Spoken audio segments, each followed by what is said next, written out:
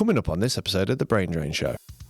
R.A.D started 87. The skate mags were absolutely key to skateboarding, 100%. Nearest best thing, sequences, fantastic blown up stills, really important. Big up just for making mags. Our mags are just the best. Isn't it wonderful that we've still got this interest in mag culture within skateboarding? It's such an intrinsic part of the culture. Staff is Tim Leighton-Boyce. He's the main photographer. He's the editor. He wrote probably 60% of the content. I remember being once in the office, which was the spare room in Tim's flat at that point. Phone goes, Tim's like, hello, can I speak to the technical department, please? Tim's gone, he wants the technical department. What do I say? It's going to sound absolutely mad if I tell you that we'd first talked about it in about 2002 or 3 or something.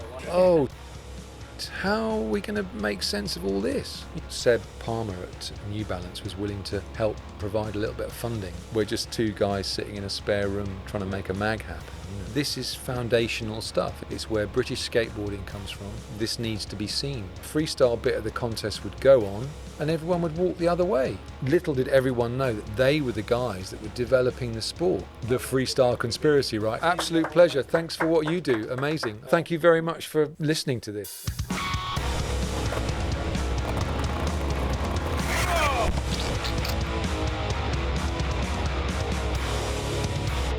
Good evening and welcome to another great episode of The Brain Drain Show with me, Forde Brookfield. Joined to my left is my trusty co-host and greatest friend, Toby Batchelor. Toby, tell him your name. You just said it, it's Toby. And joined to our left is absolute daddy and author of R.A.D. Straight away. Just go and don't do it all again. Just go to our left. And joined to Toby's left is the author of the Read and Destroy book, Dan Adams. Round of applause in the studio audience, please. Thank you very much. Thanks for coming. Thank you. Thanks for asking me to come and talk about stuff. No, I mean, like I said to you off camera, this is peak nerdery for me. Good. So a lot of them have been peak nerdery for you, which is quite nice. Well, I mean, there's no secret that this is the only enjoyment you get in life. But like, you know, I love skating, and this is top shelf. Skateboarding is the nerd's paradise. Yeah, isn't it? I mean, it's where they all live. Yeah, exactly. And like, you know, like, can you just grab one of the R.A.D stickers with the pinky ones that I was saying about earlier? So what I was saying to Dan earlier, my first ever copy of R.A.D was the copy, you know, the one I'm talking about. Steve Caballero doing the indie foot plant at South Bank. Off the bollard. The bollard, which was when they were over here, 88 it would have been. Yeah. So that was the first copy I got. And it came with a sticker, and the sticker colourway was that. So you can imagine an 8-year-old in the shop seeing that, and I'm not stealing it. I'm just trying to show the camera into like having the sticker. It was a smaller one than that, but for me that was like, oh shit, I need that.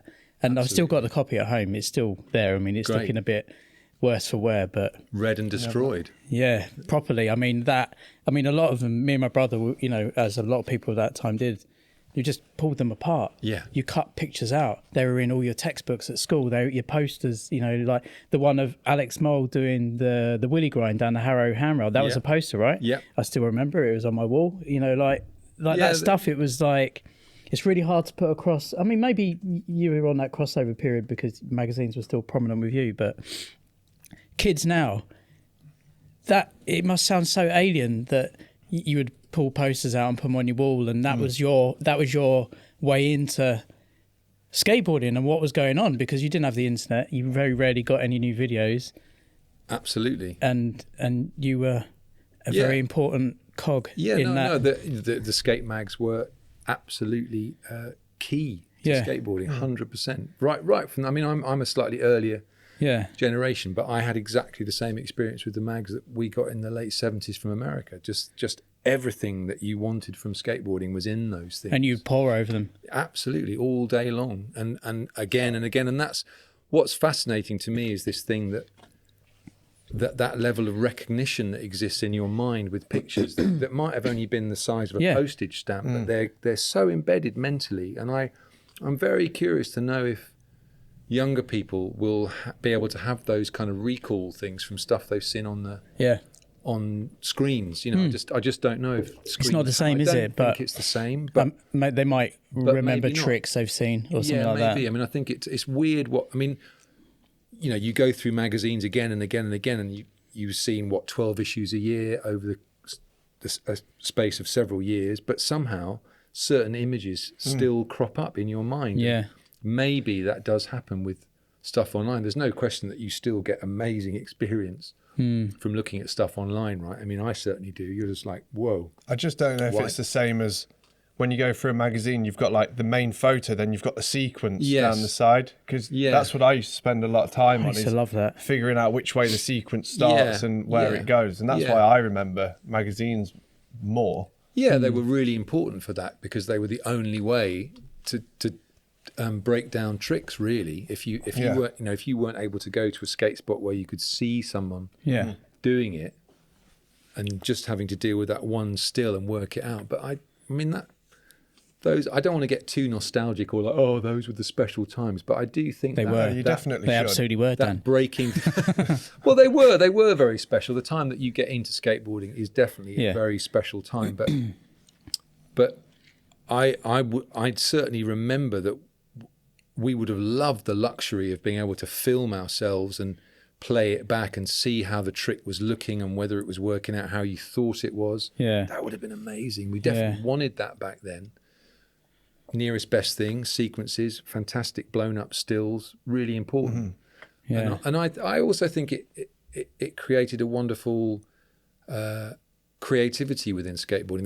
There's no doubt in my mind that this kind of creative thing that we all talk about in skateboarding really does come from the fact that there was so much need to record it back in the day. Get on the camera, and then the video cameras, and then all that stuff became such an intrinsic part of skateboarding early on. Exactly, yeah, it was all they part of it. are what have built this fantastic creative world that we all live in.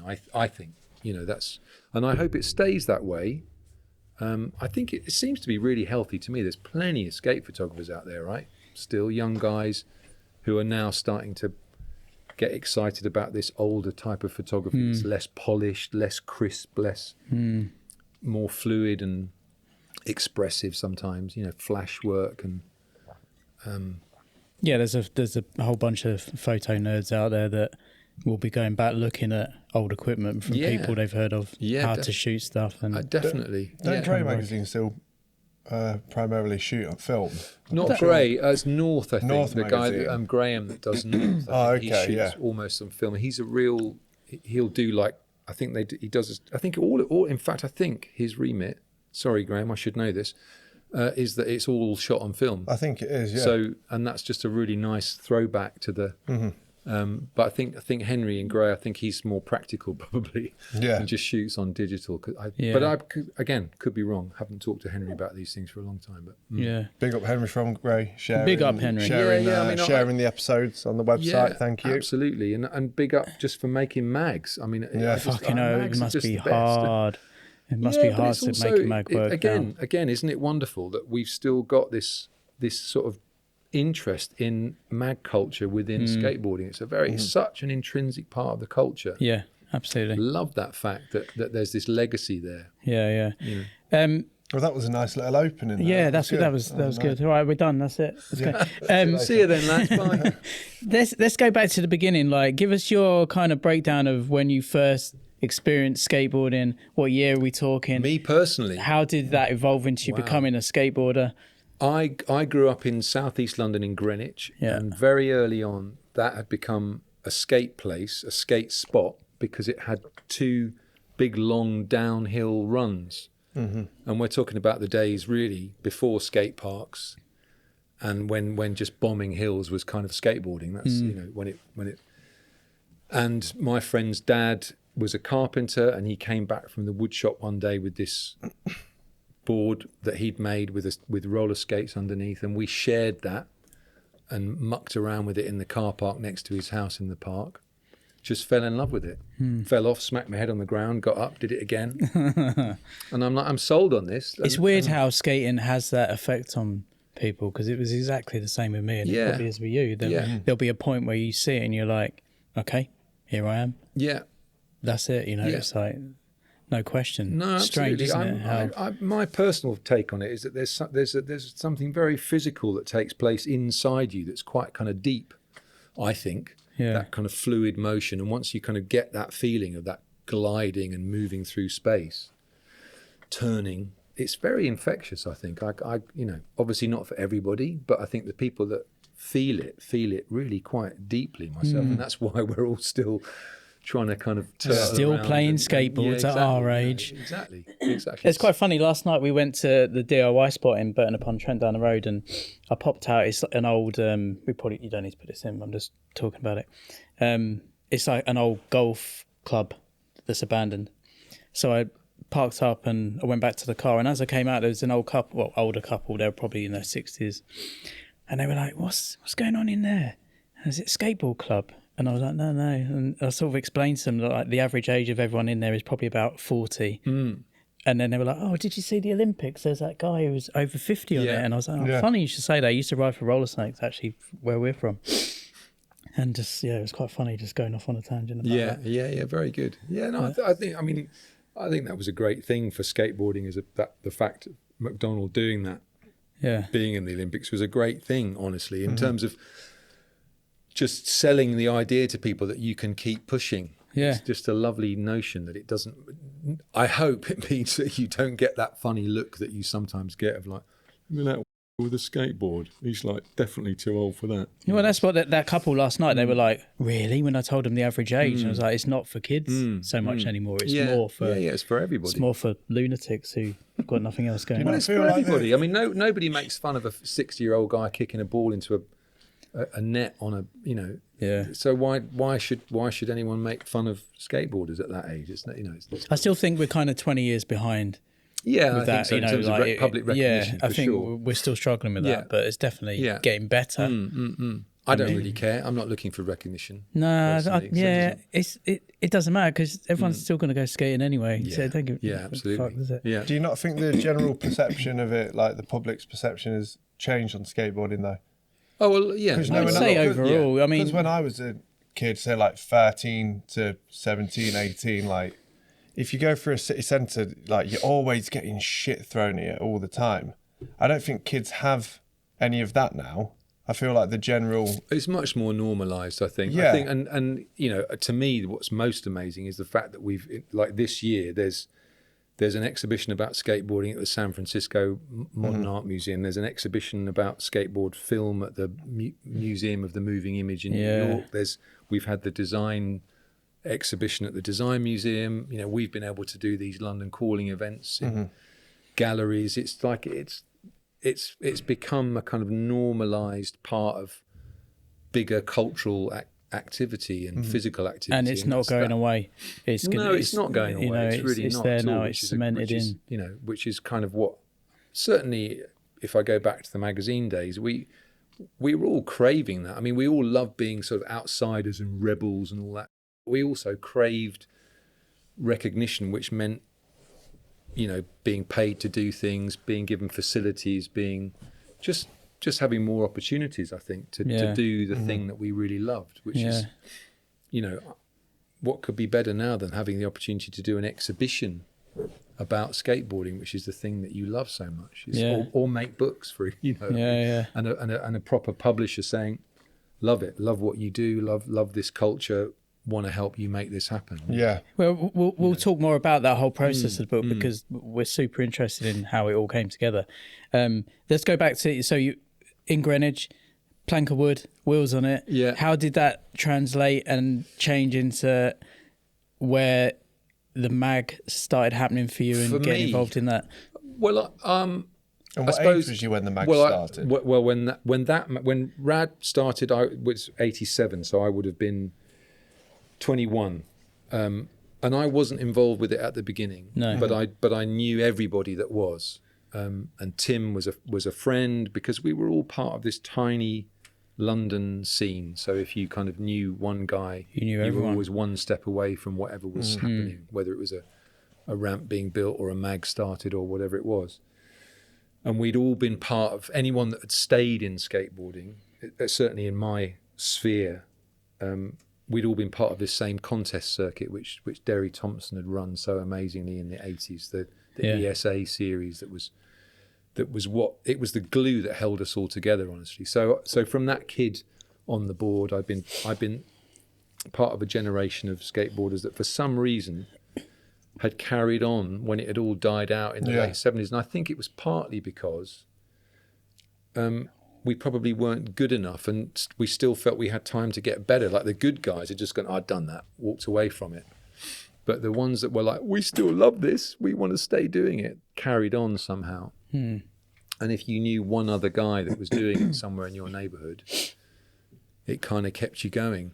Yeah, it's kind of weird to put that into words now because there's skaters everywhere. But back then it was like if you saw a skateboarder, it was very obvious they were a skateboarder because there was not many of them around. That's right. Yeah, very much so. You kind of radiate. Yeah, towards yeah. each You'd other. you gravitate immediately towards them and start like, oh, you know. Whereas nowadays, as you say, you see a guy with a board down the street, you're like, another guy with a board. I see it all the time. Kids in Derby, I'd never seen them before. I walked through last Sunday and there was like a crew of 8 of them. Didn't know any of them, and I was just like, yes, I'm now at that age where I don't know them. Yeah, and it's like I'm happy about that. Yeah. But you said around that time, what were the competitions that were going on? The English Skateboard Association, which was something, I can't remember when that was really started up, but sort of probably early 80s, I think. But the Tim Leighton-Boyce, who started the magazine, was involved with that for a while. We had at the ramp that I helped to build and then later maintain, which was at Crystal Palace in London. We had this. I think it might have been the first Euro contest, possibly in '82. And so early 80s onwards were these. Like I think it was about 6 contests a year around Britain, and because there were so few facilities. We at Crystal Palace became like one of the sort of fixed points for that, and there was us and Farnborough, and I honestly Kidderminster, which was the pool up in Bury. Is that what year are we talking about? At this point? The early 80s it all starts really. That kind of contest circuit begins then. Stevenage would have been another one. I was going to say, so there was Stevenage, Nebworth, Harrow, Romford, all that. Yeah, Harrow. There was a sort of reopening of the skate park, which had probably only been closed for about a year and looked like a bloody bomb site. But it was kind of reopened with a contest, which was part of the series. So, and there was a guy. So Tim was involved with that for a while, but hated the responsibility of it. And then a chap called Derry Thompson, who was from Kiddie, he became really like the guy that manage those things, and he got a lot of heat for it, but he did an amazing job, really. Who is he getting heat from? Well, all these like pissy skateboarders. Oh, it's not this, it's not that shit, the judging's crap, I should have won, or it's I'm glad to know that skateboarders ain't changed. Nothing's changed. Hey, it's teenage boys, right? It's all sort of, but it's fully grown men still. Yeah, but honestly, underlying all that was a huge amount of fun, a lot of love, a lot of brotherhood. And like there couldn't have been a more joyful thing than getting to those events and hooking up with those guys. Yeah, seeing people that you haven't seen for a while. Yeah, if those things didn't happen, like progression would have been even slower. Yeah, I think so, because it would have gone on in such isolated pockets, and essentially those. I honestly don't know if there were other groups of skateboarders, but there always seemed to be these 5 little groups. There were the Scottish guys, the Liverpool guys, the London guys, the Southwest guys. The Hampshire guys, and that seemed to be about it. Probably like 150 in total. Probably not even that, I suspect. But and out of that contest series grew the kind of the British pros, the sponsored guys, the little teams that developed. I mean, even the legacy of something like the Deathbox brand would have come out of those contests, because that's Jeremy was going around to those and picking up people that he was like, oh, you're really good. I want to start a brand. I should get you on side. He always had a good eye for picking out. Very Still much does. So. Yeah. And around that time with those comps as well, who was peaking through those comps? Was it like Sean Gough was on point? He came. Was really that early, around that time with like Dossett and everyone? Yeah, like, those comps. Pete came a little bit later, but obviously once he kind of arrived, he was just so good. But early on, I mean, and forgive me, people, if my memory's not served me right, but to my memory, Neil Dans from Liverpool was really the sort of peak guy in the early 80s. Yeah. Because there'd been some very good skateboarders up in the north of England, and a lot of them had dropped out for, Steve Grattan, particularly gifted guy from up there. But Neil was still on it, still kind of, I remember this fantastic dueling between him and Claus Grabke at this Euro thing we had Claus at Palace in Grabke, what? '80. So Yeah, Claus, and I amazing. found out the other day from Claus actually that he'd come to this contest in London without telling his parents. He was 8, I don't know what he was, 17 or 18. And where did he travel from? He's from Germany, from Yeah. like Gütersloh in Germany. I'm just going off for the weekend, Mum. And he'd come to London.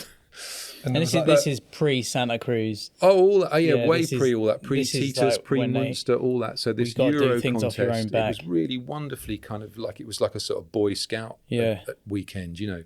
And there was like a great battle between them both. Well, totally unexpected, but personally, my own recollection, you know, I wasn't up, I was very much on the sort of organisational side of it, and sitting up on the platform, and this session starts, and Neil and Klaus are going at it with backside airs, and that's the first time I saw like 6 foot plus on an 8 foot transition ramp with a foot of vert, 16 foot wide, and I was just like, wow, shit's happening. This is really exciting. Yeah. Can we fly fucking I've just forgot how you said his Klaus name. Grabke. Klaus Grabke, awesome He stories. lives in California. now, No. doesn't he? He's not? based in Germany, in Oh, Gütersloh. okay. Still Yeah, let's get him lives over. Can we fly him over? Can Klaus? you put in a word He's got for us? stories for days. Yeah, he's I'd love to and he's get a him good over. talker. He's good. Could you put in a little word for us and I can we'll certainly sort him out. try. I We'll mean, sort him he's out. not someone I know well at all. We met in California this year when we took the London Calling event out there. So I would love And to he's sit a great down and guy, talk to him. great guy. And he, you know, again, all this stuff comes out later on, doesn't it? He tells you that he knew all these English guys in Germany who were based at the British Air Base out there. Yeah. And so he had all these sort of English connections, and he would come out here with his family for holidays and go skateboarding. And you're like, really? Klaus Grabke comes, you know, like, but in the late 70s. Mm-hmm. And I found out that he'd seen Shogo Kubo here at amazing. Guildford Skate Park, which I'd also been at by pure chance, which was an incredible experience. So all these funny dots start to get joined up. I mean, the Start connecting the dots is amazing. Yeah, when you start putting this stuff out there and everyone goes, oh yeah, I was there then, and that was happening at that same time, and all this stuff comes out of the woodwork, you know, because we didn't have the social media and the phones and to be able to the know competitions, what everybody's doing all day long now. The competitions were the most important thing, the competition series. Very much so. Very much so. Let's fly him into East Midlands Airport and... Apparently he's a music producer now. It'd be amazing. Well, his son has a band called, I've forgotten what they're called now, but they tour extensively, and I think he's involved in some way with his son's band. Yeah, he was amazing. The picture books thing, they come to the UK. They play the UK as well. Yeah. I mean, I'm all for anyone from sort of the late 80s, early 90s pro skater. I mean, they just need to send us a DM. We'll sort it out. Do I need to call out Sean Goff again for the fact that he's not been on? Like, he says it's too far for him to go. But he was in Nottingham the other week. Yeah, I know. Sean, I know. Dog Eat Dog, Jessica Fetchers, The Donuts, Muff Potter, Thumb, Alternative All Stars, The Picture Books, The Vineyards. Picture books. That's his son's band. There we go. Oh, amazing! I might have Just to. found his LinkedIn profile. Yeah. I might have to DM the band then and say, "Get your dad over here. We want to talk to him." But he's. I mean, he's. I think he'd be a good talker. Definitely. I enjoyed talking to him in America. It was good. So early 80s. Yeah, just one thing you spoke about then, like Neil Dans and Claus Grabke doing the backside airs, and you mentioned the specification of the vert ramps. It's kind of hard to, again, I sound like a f***ing broken record, but vert ramps back then, it was, I mean, my experience, my first experience of vert ramps was the Stevenage vert ramp, which was 9 foot, I think. Stevenage, I think it was nine Maybe, and a half. That was because that was one of that phase of ramps when they started to get bigger, and it was like, it's and like, maybe had 6 inches of vert or something. Usually like a foot was a minimum. Yeah, usually. But ramps now are huge compared to how they were back then. You know, it's almost like monster. I mean, vert skaters would class those vert ramps almost as mini ramps. Yeah, and they're a joke. No, by comparison, I mean, I was at this thing in Portugal a couple of years ago, and I hadn't actually seen a modern competition ramp.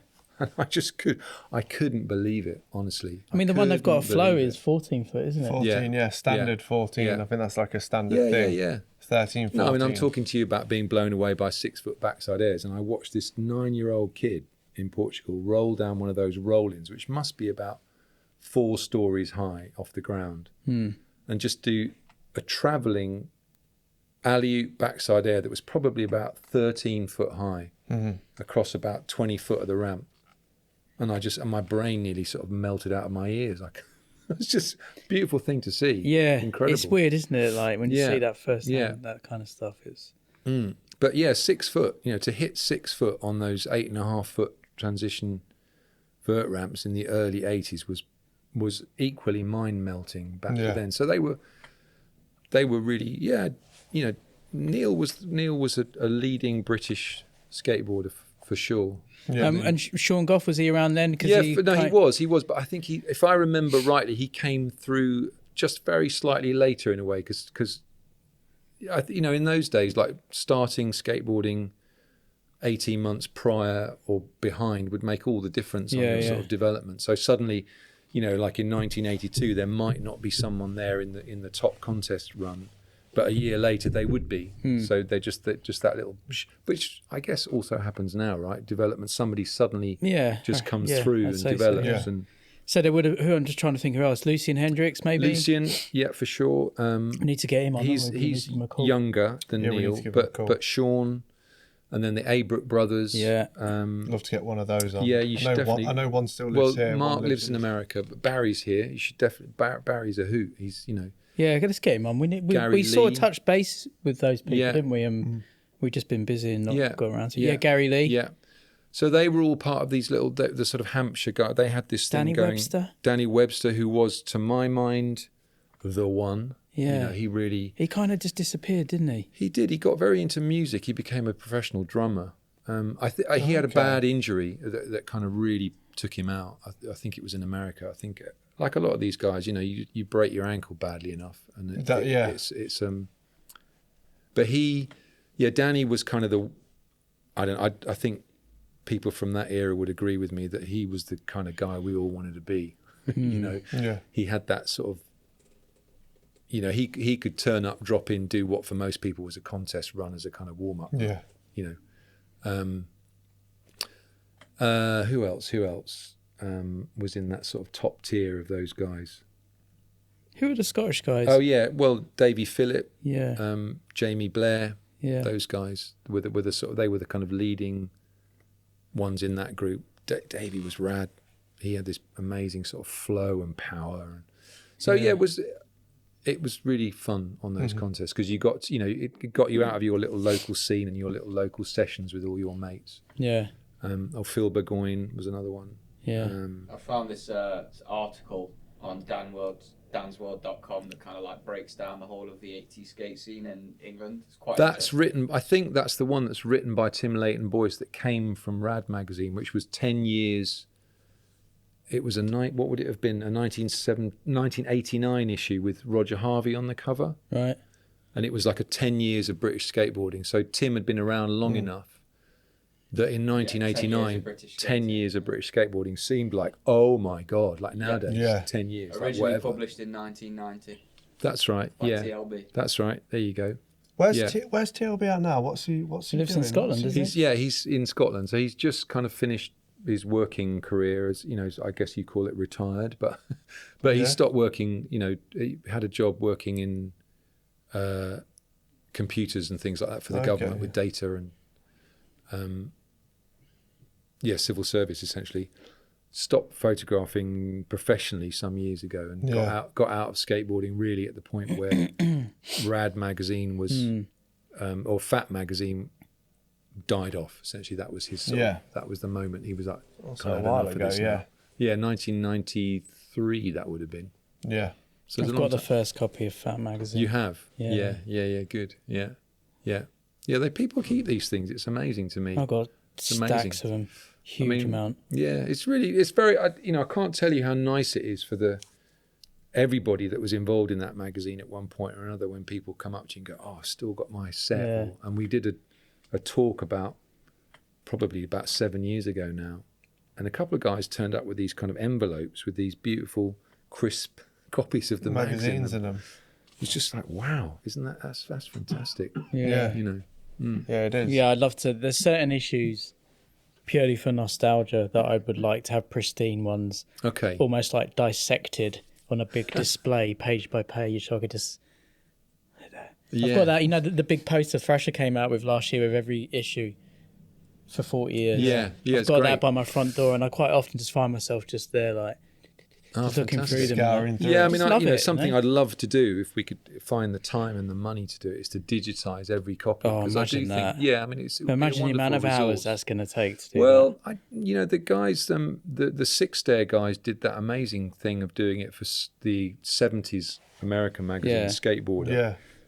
They're up somewhere buried on the Transworld website. And that's an incredible resource because whenever you're thinking, what happened with that guy then? And you can sort of type it in and it'll find, you can search those I think pages. Thrasher are doing it as well. There's a They've lot of also done it. digitalised, Yeah, they have. And it's, again, amazing resource. I've had I had a picture in the book and I was like, what goddamn year is that picture taken in America? And through dissecting those Thrasher records, I was able to work it out. It's great. Yeah. Yeah, super handy. It needs to be like a skate Wikipedia. Well, 100%. I mean, what I would love to think was possible was, do you know the Internet Movie Database? Yeah. IMDb. I Yeah. mean, that for skateboarding. Yeah. I mean, that would be sick. Because IMDb is amazing because of the way it cross-references stuff, doesn't it? You look at a movie, go director or DP or costume design. R.A.D. Yeah. The Red database. You could There go you down some serious rabbit holes. with That's that, what I couldn't you? mean. But wouldn't that be great? Like, what video was this? Who was in that? Then click on them. I What mean, you other videos probably have even been get doing? like what shoes, and then God, you you go. could go into Oh yeah, you're going detail. far there, aren't you? Yeah, did I they mean, have I a suppose pro that's shoot? something to get AI involved. What bolts and maybe. bearings was So- they using at the time? Yeah. Like when we play the pro skater game. Oh, I love Fucking the hell, pro skater So game. much fun. It's not fun at all. So how long around that time before you started being involved with the magazine? Yeah, how did it Where all? did that unfold? My personal involvement with the magazine doesn't come till 1990, which is the year I finished art college. Right. And by pure coincidence, Ian Roxburgh, who'd been working on the mag for more than 2 years, was kind of forced, unfortunately, to have to move on because the magazine was sold by one publisher to another publisher. They wouldn't pay what he needed to earn Right. to keep a flat on and all the pay his costs that he needed. And maybe he also felt he was ready for something else. I don't know, but anyway, he had to move on. Tim was in a really desperate situation. Started asking around. I'm like, hey Tim, I'm free now. I've just come out of college, and I'd always wanted to design skate mags right from the minute I started mucking about with graphics and all the rest of it, because I was such a fan of these American magazines that were this incredible window onto this thing that I was starting to fall in love with. So I was like, hey man, like give me the gig. I'm on it, And it was a really paltry wage that this new publisher was offering. So it kind of only meant that I had to do other work. So it was a couple of weeks a month to pull the magazine together as quickly as possible. So it was a difficult time because there was very little resources to make the mag happen. Really hard on Tim because he's got to produce all this content for what essentially is a lump sum. And I was getting my little stipend from the publisher. But I was given the opportunity to do what I'd always wanted to do.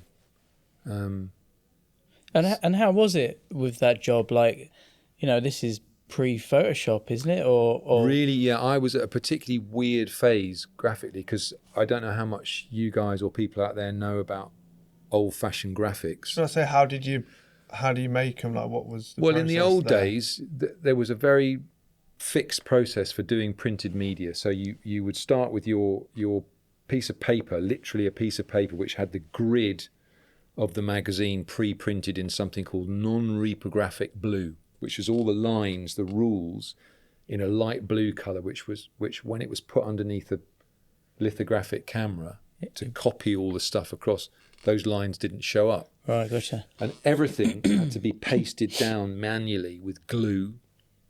So all the type had to be printed out of a typesetting machine.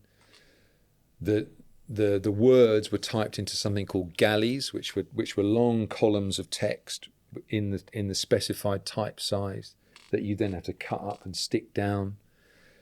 The photographs had to be blown up from the little transparencies, either with a repro camera in a graphic studio, which was this crazy, great big sort of TARDIS-like machine that you got inside, had huge lights under it, and you wind the things up and down to blow things up smaller, or trace them off, stick those down into the layout as a guide like that for the lithographer.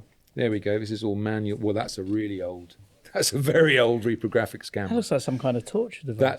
That's a Victorian one. But makes sense. But that's the work of the graphic designer. It's all manual, which is why the guys before me, Ian and Nick, did such wonderful kind of fluid work with Xeroxes and bits of stuff all stuck on the layouts.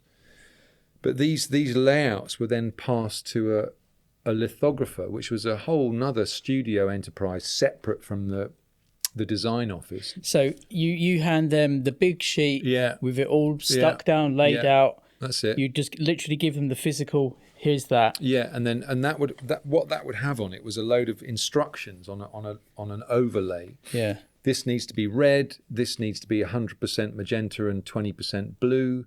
So you're guessing all these colours. You've got a book of colours that you've got to go through and go, oh, maybe that purple. I mean, it's a real fiddle. Yeah. And then the reprographics guys would do all that translation into the four films, the four colour films, the cyan, magenta, yellow and black, that could then be transferred to the metal printing plates that would go on the drums of the printing press. So what happens when a mistake was picked up? Well, you can go through the mags and you will find hairs in the images of the centre spreads and things like that, because they're obviously somewhere trapped between those four films is someone's beard hair or dandruff or whatever it is, no retouching. So with that process being what sounds like a really long, painful, and frustrating, expensive. Yeah. It's not so much that it's frustrating. That was the way it was done. I guess if you didn't know any different, exactly, that was just it. But I was in a weird phase where Apple Macs had arrived, and that was being done on screen, but still only black and white screens. But I had to do the layouts manually and then send them down to somewhere outside London where they would redo them on a Mac. Right. Okay. So they were going through this sort of filtering process, and often they would not translate them as I'd wanted them translated. So I was always frustrated that the layouts were never,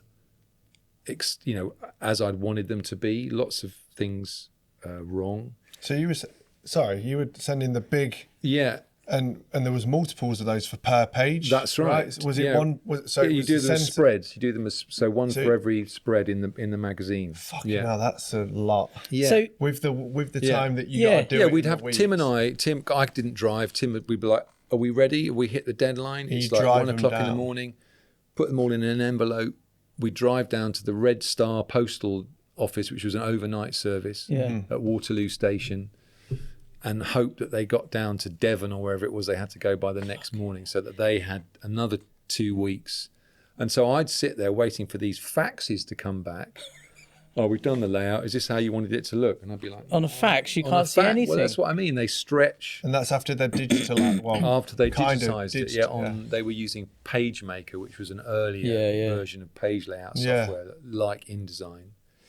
So give me an idea of the length of time to that process of doing a magazine. How long would that take? Well, it took, I suppose, I can remember for me personally to do it, it was a 2-week process. Yeah. Because I had to spend the other 2 weeks of the month at another office somewhere else doing other work so I could pay the rent.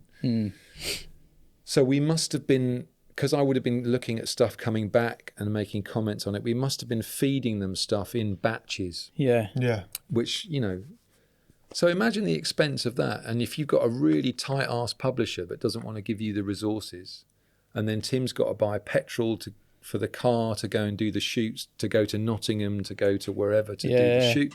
Because he was all over the place, wasn't he? All up and down the country. Yeah. Camera film. Which was fucking expensive. Really expensive. But not just the film. Then there's the dev, which you could only get done in the West End. So you'd have to drive up to, Joe's Basement was a place that a lot of the guys used to use in Soho, and they were running a 24-hour photo lab. But you didn't know whether the film, the pictures. So you'd gone all the way to Nottingham. You shot the contest. The light's terrible. You've done your best, but you don't know until 48 hours later whether they're any good or not. Yeah. But you've still got to run that story. You just didn't know, did you? I mean, no, but no, that's the way it was. So nobody was. Well, it's all you know at the time, so it was the normal. No, exactly. I mean, what else was you working in at the time? Too? Oh, well, just trying to get going as a graphic designer, really. Yeah. So I had a couple of gigs here and there as a freelance. It was a. I mean, if you want the sort of the real history of it, but that time economically was a bit like we're in now, where no one seems to have a lot of spare cash. There was a big slump in the late 80s that by 1990s was causing a lot of job losses. And was that why the publisher was so stingy about having a magazine and not really giving it the money to do it properly? Essentially those.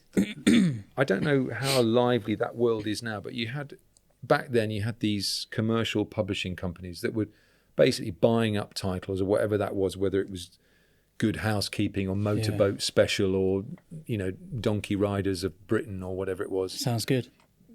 I've got the entire back catalogue actually. But Donkey Riders of Great Britain. Fucking hell.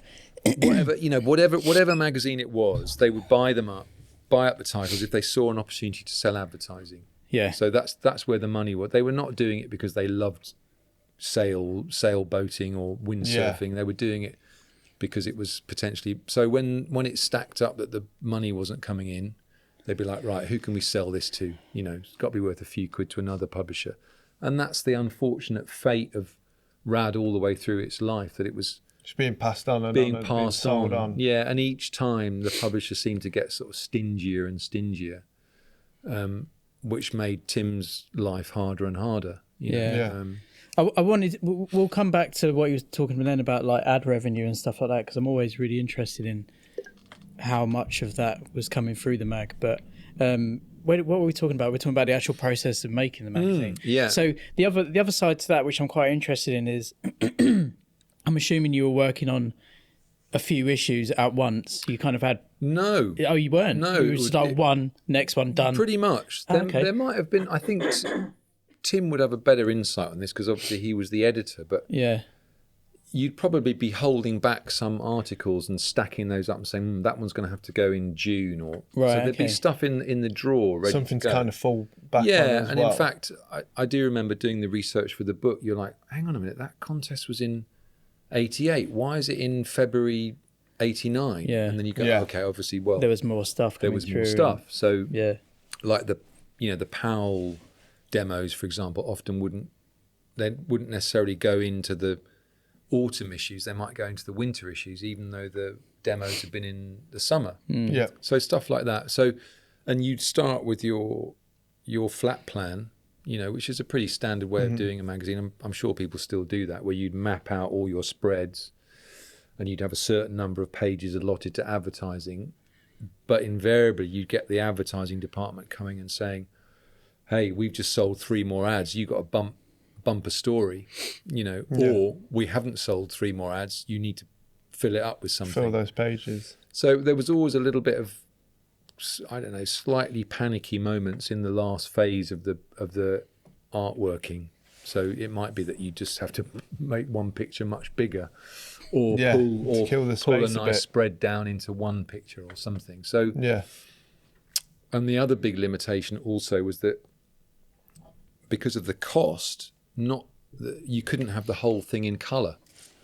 So nowadays you can have a full colour magazine, no problem. It doesn't make any difference. But then full colour meant 4 more sets of colour films and 4 more colour plates on the printing press. So that explains why some of my R.A.D magazines are like colour and then everything's black and white. That's right. Or like the covers colour. Exactly. And then every article's black and white. Exactly. Well, you'd have a black and white section. So there'd be so sometimes you'd have to split the stories, and you'd have to do a colour story on the right page and a black and white page on the left. And that was always really frustrating because the black and white reproduction back then was pretty poor. Yeah. Which was a source of great frustration, I remember, to Tim, because he cared about his images and cared about putting the work in for the photos, and they're coming out exactly. dark There you or- are working out your exposures and your flashes and everything, and then this sort of muddy thing gets reproduced. And on that the shit was page. really hard to try and compose a photo with, like, completely manual on a camera. It's not like now where you've kind of got You like can't do test shots. you've got like It your was- peak and everything. Yeah, Yeah. all film stuff. It's like you've got your chance. Sure, because you get the roll back the next day and you go, oh shit, I should have been standing a meter to the right or something. Yeah. on Yeah, I that should one. have had it on this exposure. for example. Yeah. Yeah. But I mean, one of the great things I suppose about photography with film is that you do have to have a really strong sense of your craft. You gotta know what that's you're doing. Knowledge. you know, Yeah. which is that's kind of special in itself as a thing. So, and to a degree, I don't think it would be disingenuous to say that everyone back then was kind of learning on the job. Yeah. The other thing, of course, that made it so difficult back then was that the quality of light in the UK was so variable and often so flat. And we were always looking at these amazing American magazines. with Nice this blue California sky. light. Yeah. Well, that light in California is just a gift to a photographer, you know. Yeah. Especially if you're in like you're shooting one of the R.A.D or any early comps where they're indoors and like Oh, the man. factory lightings are like bright yellow. Absolutely, yeah. I mean, that crosses over to video as well. You look, Oh, like, yeah. As soon as like the VX1 Mark 1 depth lens setup came out, the video stuff you'd see on 4-1 where it's blue sky, that blue like lens flare of the Mark 1, and to get that over here, I mean, McGee to a certain extent with the blueprint videos, you know, he made it look really, you know, as good as he could, but like you would never be able to emulate that look on video. You still get it you now can with cameras. sometimes, but like it looked unreal. But now you've got this amazing luxury of being able to grade your stuff. Yeah. Haven't you? You Yeah. just regrade your footage with some wonderful filter, you know, or with your photographs. Just I mean, colour there's stuff. correct it, yeah. You know, I've been able to rescue stuff from the archive that's a bit kind of like, but then you just go a bit of Photoshop work and suddenly, I mean, Paul Sunman, who was one of the photographers on the mag, I remember going to his flat and I goes, "What's Paul? Those are all Kodak boxes in that rubbish bag." He said, "Oh yeah, I'm chucking those out there. Fuck, they're underexposed or God knows what he threw." I mean, Of course, there could have been stuff. There in could have there, been yeah. stuff in there that we actually find, you know, rescuable, salvageable. That Oh, would that's have a been shame, really isn't it? important. Well, it's just the way It's it was. part of it, isn't it? That's just Part of it. part of the I think mistake. Jay Podesta or Vernon Adams was explaining how he sometimes just knew when he'd finished a shoot. He's like, "Well, I'm not even going to take those to the lab. I'll just throw those in the bin," you know, because he'd shot a sequence and knew it wasn't going to work It out. was like blurry, out of focus. Whatever, or just that no one had completed that particular trick on that roll of film. Yeah. But of course, nowadays you could do partials and comp them and Yeah. all sorts. You know, just Yes, I mean, digital has really changed it, hasn't it? yeah, very much. So. I mean, it's a gift to anyone shooting something like skateboarding. 100%. Oh yeah. Yeah, I think it's easy to be nostalgic about film, but I'm sure any of these guys would tell you that if they'd had a digital camera, They would have been all over it. all day long. I mean, in my own memory of things, I think the early digital was kind of it wasn't very attractive. You could couldn't tell. yield Yeah. these, exactly. That you couldn't yield very aesthetic results, I don't think, from it. So you had to those guys had to really persist with it. And kind of, and then I think the technology took a real leap. I seem to remember, and the kind of digital backs got that much more sophisticated. The kind of white balance got a lot better, and suddenly you were able to get these really beautiful results that you'd been able to get previously with film. And I'm sure it must have been very frustrating if you'd spent all those years learning your craft and developing a relationship with different film stock and the way that your flash worked, and suddenly there's this, like, you know, this new tech. Like, could you be bothered? Why, you know? It must have been difficult, but not being a photographer, I wouldn't.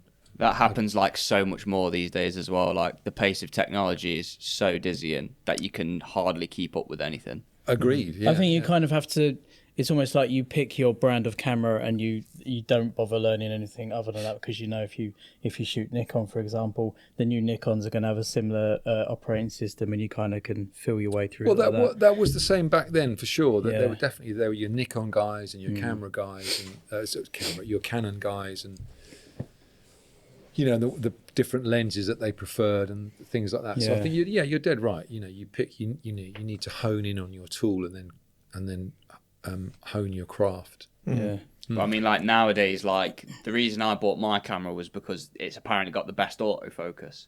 And then 2 weeks later, DJI released that LiDAR focus thing that can go on any lens. And it's like, why have I just bought the best autofocusing lens? Yeah, by the time you buy it, someone's been like, oh, we've made an alternative option. Yeah, I mean, that's unavoidable, isn't it? I was just about to say, I don't know if it's it's not a boring question to me, and if it is to any of the listeners, fuck yourself. But by the time we value our listeners. So when you was at the magazine, how was it being distributed, and had it reached like Europe? Was it going to America? Like, how big was the magazine itself? Big, I can't remember. They used to have there was a sort of audit system for distribution back then called the ABC ratings or something. Okay. So there'd always be this number at the front, I think, published in the imprint about what the circulation was, and I think that was primarily to help advertising. You know, that would have been like your Google ad ratings. Or Early whatever. Google. Yeah, exactly. And I think I seem to remember people used to say that number used to get bumped up by certain magazine. I don't know. But distribution would have been done by, that was all handled by the publishers. That was their kind of business.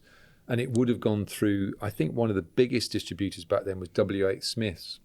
Okay, classic. Shout out W.H. Smith. Yeah, but I do think it was the distribution issue that was one of the things that killed Phat in the end. Yeah. You know, there was this big controversy about what was on the cover. So the advertisers were all kind of going, well, we're not going to get involved. Sorry, what was panic. Phat Magazine? Well, it was Tim's project to try and get skateboarding back in publication when he lost R.A.D Magazine. Okay, yeah. So About on that 93. note, the front cover was the guy. Who is the guy holding the gun? Matt Stewart. Matt Stewart holding the gun with a daisy coming out the end. That's right, yeah. And there was an article on there was the cover article or something about teenage gangsters or something. And Gavin Hills had written an article about, against guns and gun culture and how it was influencing teenage gangs in America predominantly. Yeah, the British press had just gone mental on it. And if you read the articles now, it's just hilarious. You think, really? Yeah. Like they're getting so upset about this danger to British teenagers, this terrible, evil thing. They didn't need to worry about that. No, there was far worse. Well, that's what I mean. That's what. So, but there were a lot of articles in the major press that really went to town on it. Because at that point, it's like skating was such a outlaw activity, wasn't it? At that point, Well, it's part of I think at that point it was. This wasn't even really about skateboarding. But certainly, skateboarding was considered, to be an outsider activity for sure, and certainly not a kind of anything you could begin to call a sport at that time. Yeah. But this was, Phat Magazine was trying to integrate skateboarding into a kind of bigger picture of British kind of youth culture and all the rest of it as a way to get skateboarding out there, because publishers had all said, well, we're not doing another skateboarding magazine, period. So they had to have a sort of stealth move. But what was my point? I've forgotten what we were talking about publishers to the so distribution. So distribution. So because of that furore, the kind of outrage, all the advertisers were like, well, we're not advertising in that. So the distributors said, well, then we're not distributing this thing because you've not got any advertising, and it becomes a vicious circle. Yeah. So I believe, as I remember it, the distributors had a great deal of control over how people would access these things. Right. So you really had to be able to publish something which the distributors agreed that they would have in a distribute. So unlike today, where you got this wonderful ability to distribute it yourself, or print it yourself. Man, Tim could have just walked away and gone, all right, we'll do it ourselves then. Yeah. Even if you go and print 100 copies digitally now, it's like, what an amazing, wonderful opportunity that exists now. But he was reliant on so many external factors that weighed so heavily on the failure or success of these things. So just another random little one as well. So if the magazine was distributed, say like in Europe, would the actual magazines be sent, or would they send the originals to save money on? That's a good question. I think they would have shipped the original magazines, I believe. I don't think it was, instead of getting them printed there. Yeah, because actually nowadays that's a very easy thing to do. You send a digital file to a printing press in 2 seconds in Germany, with all the profiles and the color settings and the printing's probably much more standardized now than it was then as well in terms of printing presses, and so that's a piece of cake to do now. I think then it would have involved sending either the original artworks or the films to a print, but harder to control. There'd probably be like a communication barrier as well, making things not correct. I suspect so. So I think probably easier just to put a pallet on a boat and send them over. But so certainly we've had people come in, like Denmark got it, Sweden got it, Holland got it, Belgium. I think Australia, New Zealand got it. That's good. So and what's been interesting, the feedback wise, is that a lot of those people have said that mag meant way more to us than the American mags, which were even harder to get in Europe than they were to get in Britain, apparently. Because it was a really relatable thing. It was like low-key, small, local. It just felt more like their scene. Hold on a second, we need to talk about sponsoring this episode of The Brain Train Show. Toby, take it away.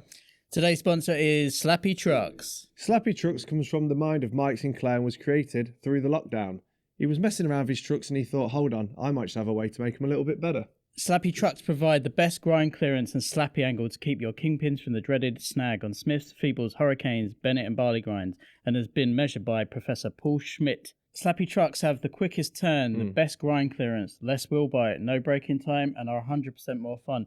I'm currently riding the inverted Kingpin Hollow ones, and they're very nice, and I'm getting on great with them. They are sick. Slappy Trucks also have an incredibly large team, and some of our favourites are Mike Fraser, Leonardo Finkus, Abe Bethel, the Cab Killer Ira, and Arissa True. They're also sorting out Will Sayer, Ben Plum, Liddy Strachan, Twiggy, Manny Haddon. Where can people find out about Slappy Trucks, Forde? They can find them at Slappy Trucks on Instagram or www.slappytrucks.com, or simply head to Roller Snakes and just search Slappy Trucks and see how many we have in stock. Toby? Back to the show. Back to the show right now. Back to the show. Back to the show. Back to now. the show. Who else was contributing towards the magazine? What other photographers? Obviously mentioned Skin, and so was Wig around at the beginning? No, not at the beginning. No, I think his first image comes in '89. Right. I think. So the early group were the guys principally that are represented in the book. So that would have been Tim Leighton-Boyce, of course, at the beginning. Tony Campbell, Mike John, Jay Podesta, who is Vernon Adams.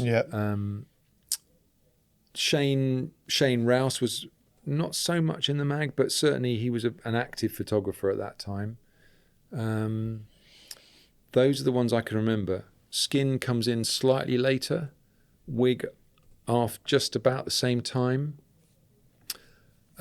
James Hudson, who was sort of crossing over from the BMX and the skate world. Then Leo Sharp comes in. Yeah. Nice legend. That would have been 94, 93? No, a little bit earlier. I mean, these guys were sending in their kind of rookie stuff, actually. There's a page in the book, which is a lovely sheet of submission sheet from Leo.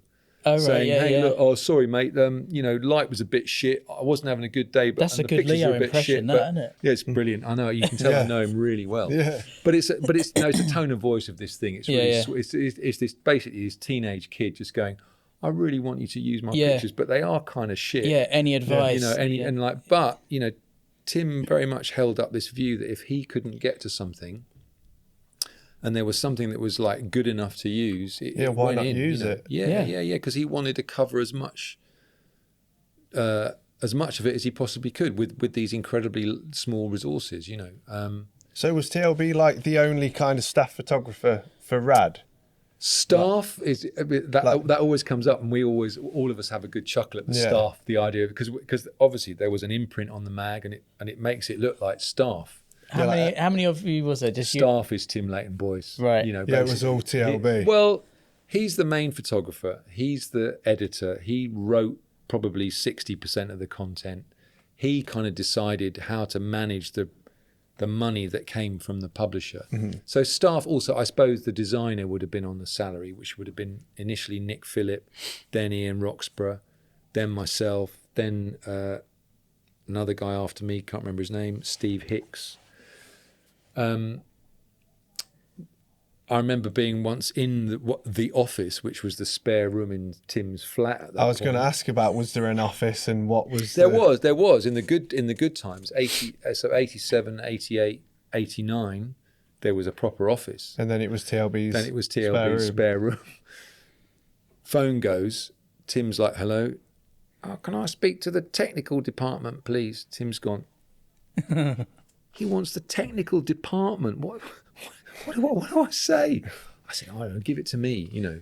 So it's like, so there's this wonderful idea that there was this great office with all this, you know, tech. So the technical department was probably Vernon J. Podesta, because he did the product pages and the product reviews. Used to love and stuff those like that. product pages. You know, all about that. Yeah. Did you answer it like technical department? I might a long time ago, can't remember, but I do specifically remember that call and really Tim being like, "Oh God, you know, what do we do like this? I don't want to lie to this kid, but I also don't want to break his heart that we're just two guys sitting in a spare room trying to make a mag happen, you know." Just another good thing that makes skating so sick, that when you didn't have an office, you continued to do it in a spare room. Yeah. I think a lot of people and everything else would give up. Needs must. And I think, again, that's something that I personally love about skateboarding is that can do, not going to let this stop me. Yeah, get on with it thing. You know? Yeah, like if the magazine stops, you're probably just going to do a zine or something. You're going to keep, just because it stops, you're not going to be like, "Oh, we had a good run." No, exactly. Yeah, no, and it's the determination of Tim to make sure. I mean, he put everything he had mentally, physically, emotionally into this thing. Sounded like he probably didn't sleep all that much. I think he had. I mean, what I've come to know is, you know, that he shouldered a great deal. You know, in terms financially, emotionally, all the rest of it. But he didn't let any of that. He didn't let anybody know about that at the time. He wasn't sort of like, "Oh God, it's all terrible. I can't make it." He just got on with it. Yeah, because he wanted which to is do high, it. you know, for me as now an adult who's, you know, with a working life, it's highly admirable. I think, to say the least. You know, and also knowing now what we know about how much the mag meant to people back then, it's a beautiful thing. Yeah, it really is a beautiful thing that all that aggro back then added up to something very significant. And it was worth it as well. Yeah, And absolutely. it was really worth it. But only hindsight has taught us all that, which is and this project. So that's been really a very great outcome, if you like, for all of the for him primarily, but for all of us that were involved in it at one time or another as well. You know. Well, we should probably give a big fucking shout out to TLB then. Big up TLB. You probably could have stopped it at any point and kept it going for years longer than. Maybe, although I don't know. I think it's I suppose all of us that were involved back then with these really limited resources. Like when I think of my own particular small world of it, like we really tried to keep that ramp going the best we could. So did the guys at Farnborough. You know, people tried to find a way to open shops, and Derry running those contests with absolutely no thanks, no income, but you just love skateboarding. It's just the dedication to it, isn't it? Crazy dedication to it, you know, that was very much part of it back then. And it's obviously still going, like we'll get into with the Read and Destroy book. You know, like it's always going to be there, that dedication to skateboarding. I like to think so. Yeah. Something I was curious to know, was there ever a particular issue of the magazine which did better than other issues? And if there is, what was it, do you think, that was the reason for that? That's a good question that I'm afraid I don't have an answer for, because I wasn't around it long enough. That's something that you'd have to ask Tim, really. But I think if I look at the full back catalogue of the mag, definitely 88 was a bumper year. So what I'm thinking is that was around the time Back to the Future, Police Academy 4, the Gleam in the Cube.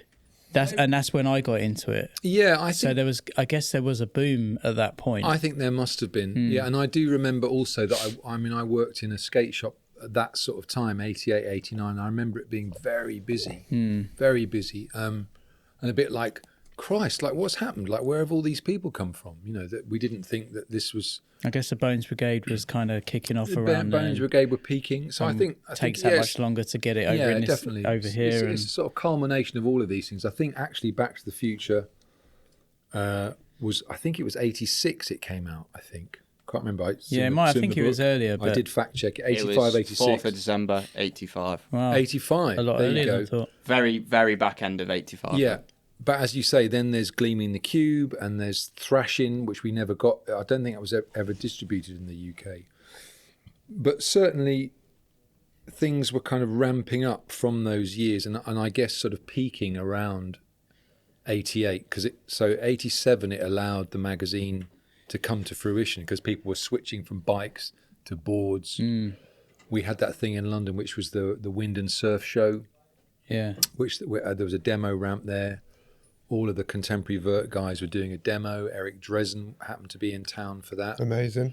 But it was packed. And all of us that were kind of hanging around, I mean, I wasn't skating. I was just hanging around doing stuff for helping out with a bit of press publicity for Slam.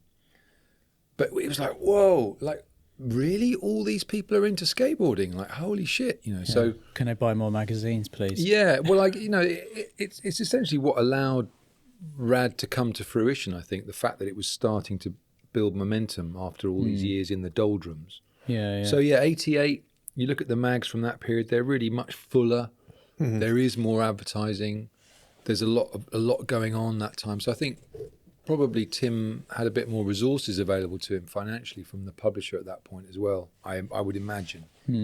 Because you can sort of gauge how much money's going around by the amount of contributions that are coming from outside. American photographers, stuff like that. Well, firstly, were the issues every month with R.A.D Magazine? Was it a monthly? It was meant to be a monthly mag. There are months when it didn't come out because bi-monthly or no, it just would have been either there was some sort of hiccup with the switch over from one publisher to another, or I think there might have been one year when they couldn't afford to do 12 issues. So there's also the two. I think again it's 88, 89 is when the two photo annuals came out. So again, sort of peak value, if you like. The publishers must have been willing to say, hey, we could actually get an extra issue out this year, so let's do it as the photo annual. Did you ever know when it came down to the covers if they were the covers pre-planned, or would you choose between like photos or submissions of which photos were the best? Because I know some magazines, like Shipman said with some fresher magazines, he knew that he was going to get one because they told him to go out and get it. But obviously some other magazines, it won't be planned. It will just be like, this is the I think cover. It was, in my own memory, and I can't speak for Ian's period or the period after me, but it was really just done on the hoof. It's like, here's what we've got. Cover needs to go in today.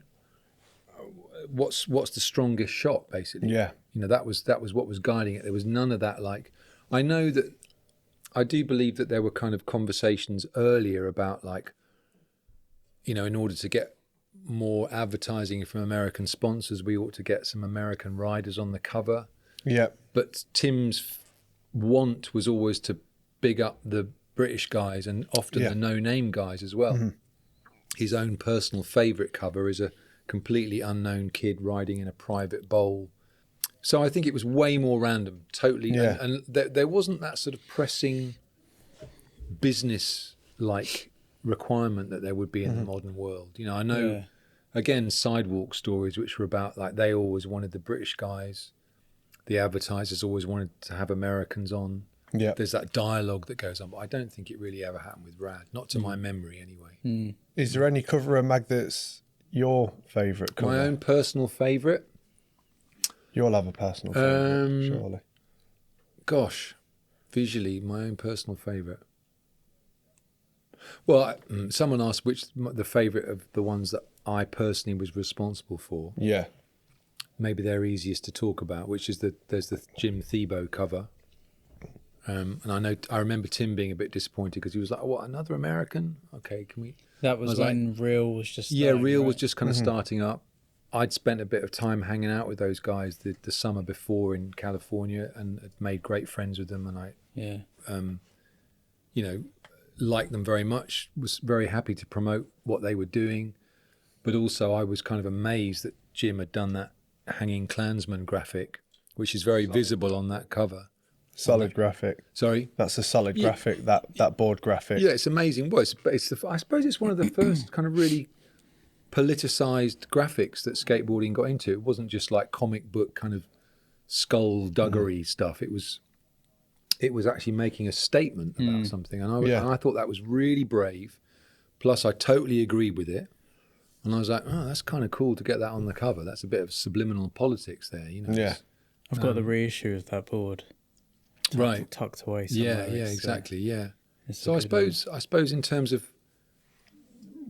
feeling that a cover could have a bit of a statement. a bit of a statement about it, exactly. Then I suppose I'm personally pleased to have been able to do that one. But no one was asking any questions.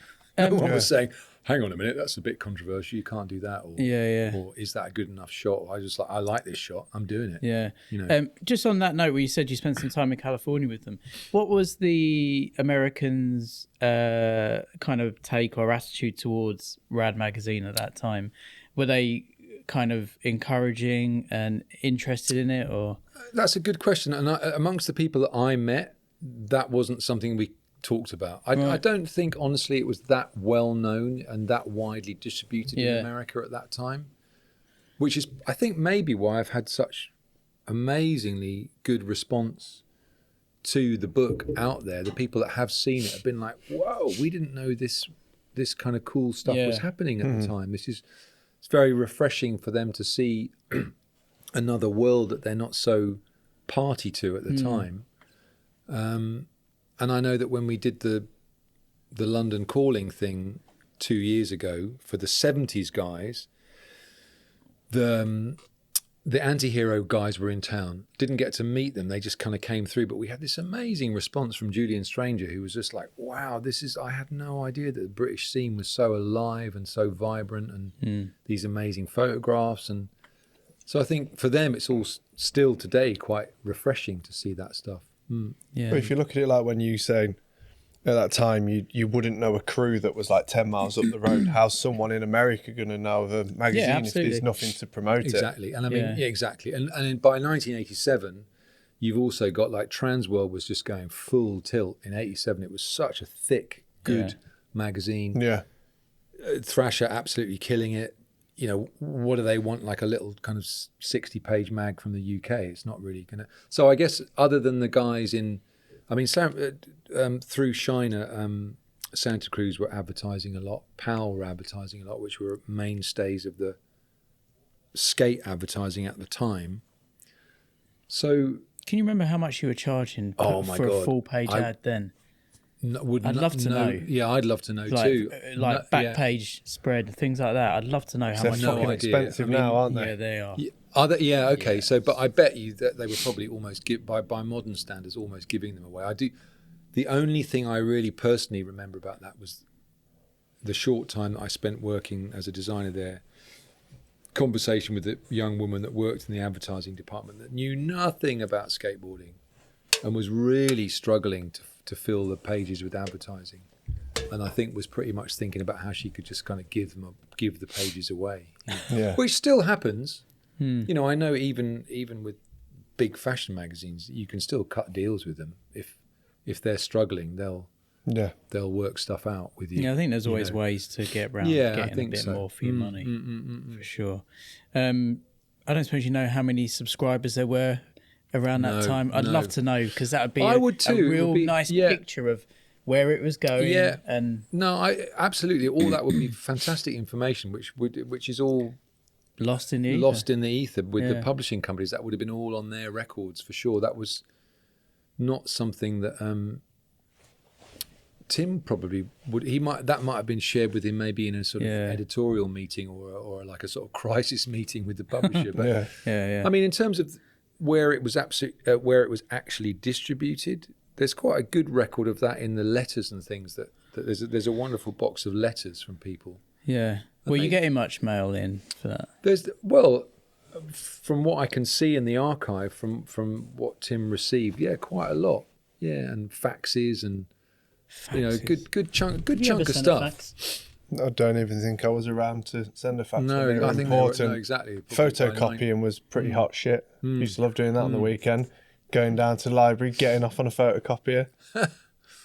Right, okay.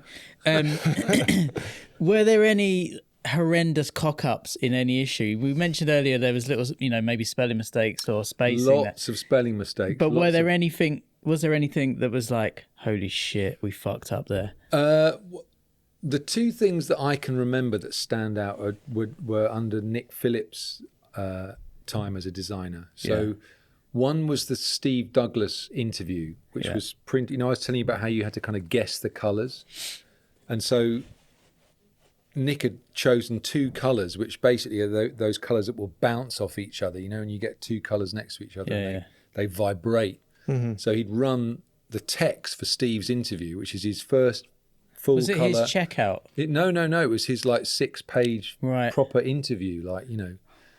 It's all happening for Steve D, and you can't read what he's got to say.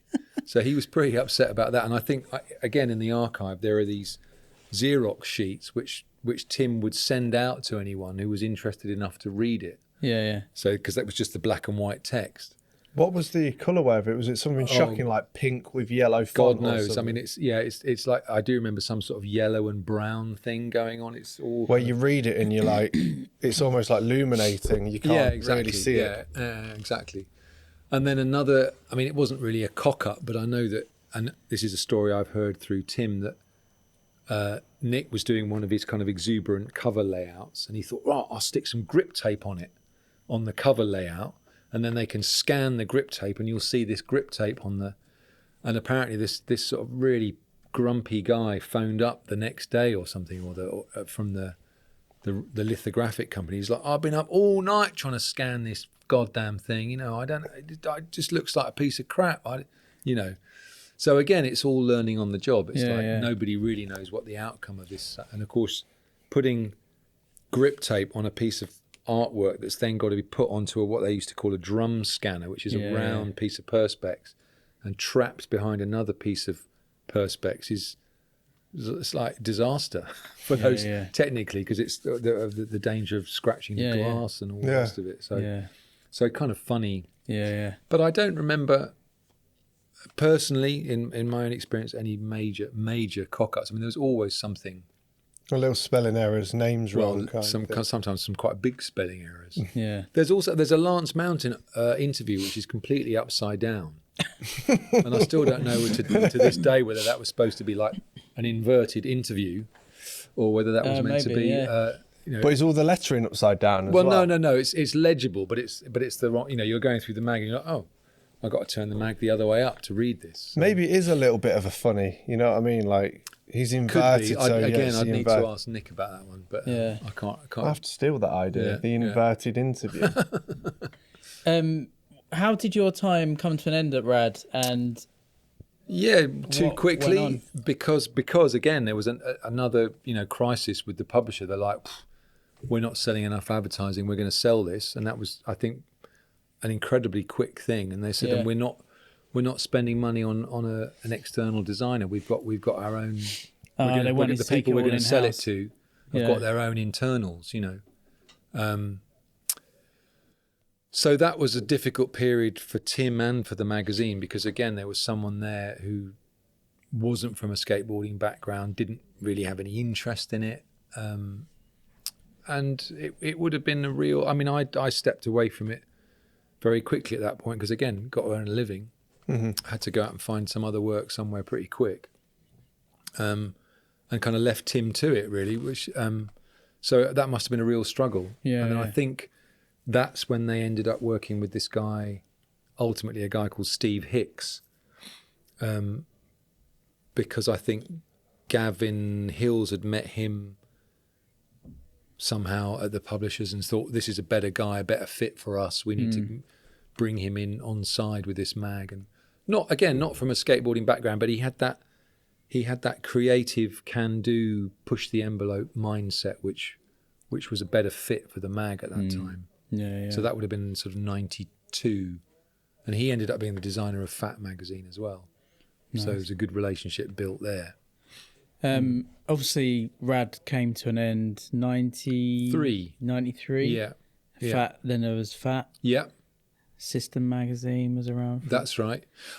Actually, sorry, R.A.D didn't come to an end in 93.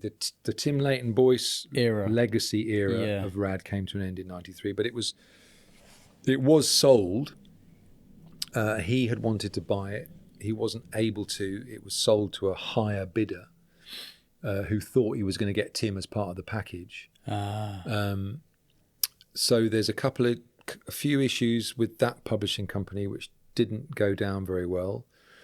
And then that's when the System Magazine is evolving simultaneously to that kind of takeover period. Yeah.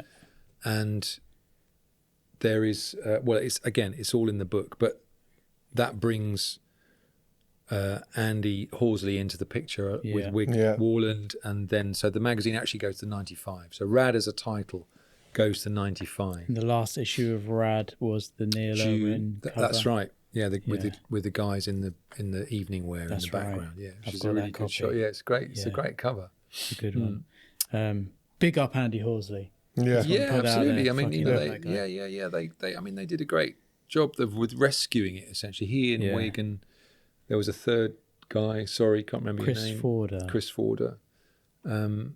And then Ben Powell came in. And he comes in a little bit later, really. I think he's more sidewalk, really. I mean, there were a lot of people at that last period of R.A.D who you'll see in the imprint editorial contributors. Yeah.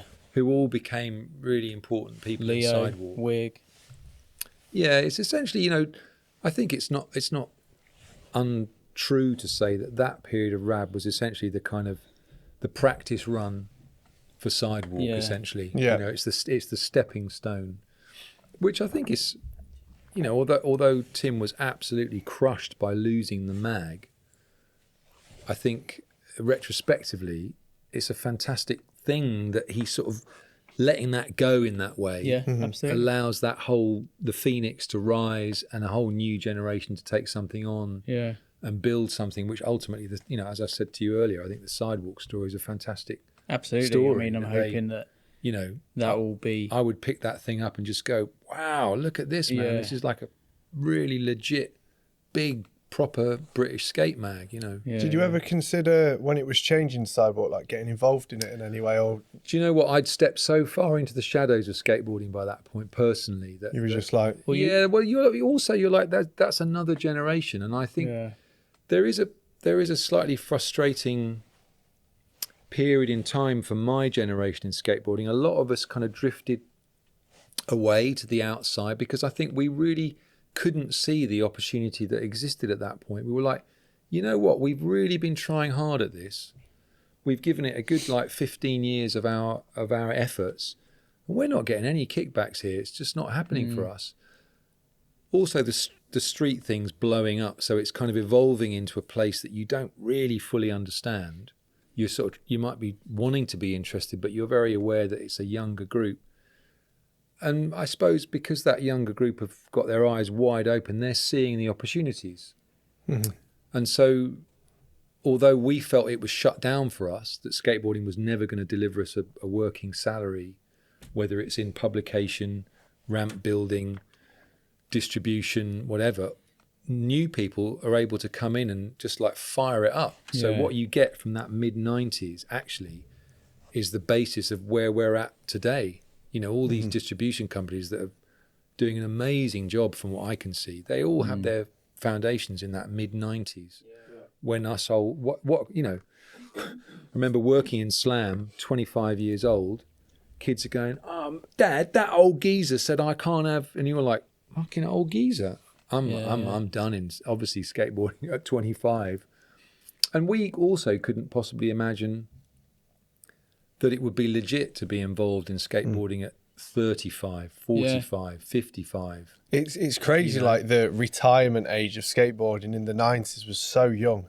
It was like by 21 you were done, wasn't it? Well, I think it's a testament to how fast skateboarding was moving. Yeah. You know, just like, I mean, again, to go back to the London Calling thing that I was involved with a couple of years ago, we were kind of celebrating these guys from the late 70s. And in your own head, it's like this amazing period of skateboarding. And then you go, well, we're talking about 18 months here. Yeah.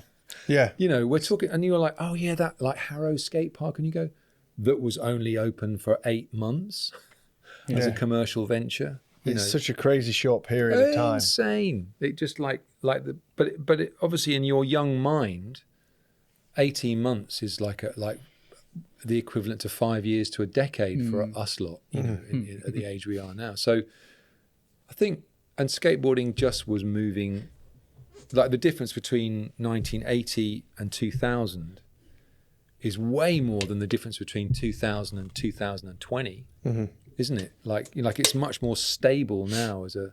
Yeah. I mean, obviously, there's people are still, you know, kicking down doors and pushing envelopes, but I don't think quite in the same way. There was certainly a lot of change early 90s from the whole, you know, board shapes changing, the style of skating going from vert to street. Yeah. That happened really quickly. Yeah. 85, 95. You look at I mean, it's just like a crazy experimental period of, as you say, like, I mean, now people are mucking around with board shapes like mad, but it's kind of for fun, isn't it? Whereas then they were like, does this make it better? Does this make it higher, faster? You know, it's genuine experimentation. It's not just kind of gimmickry in a way. Yeah.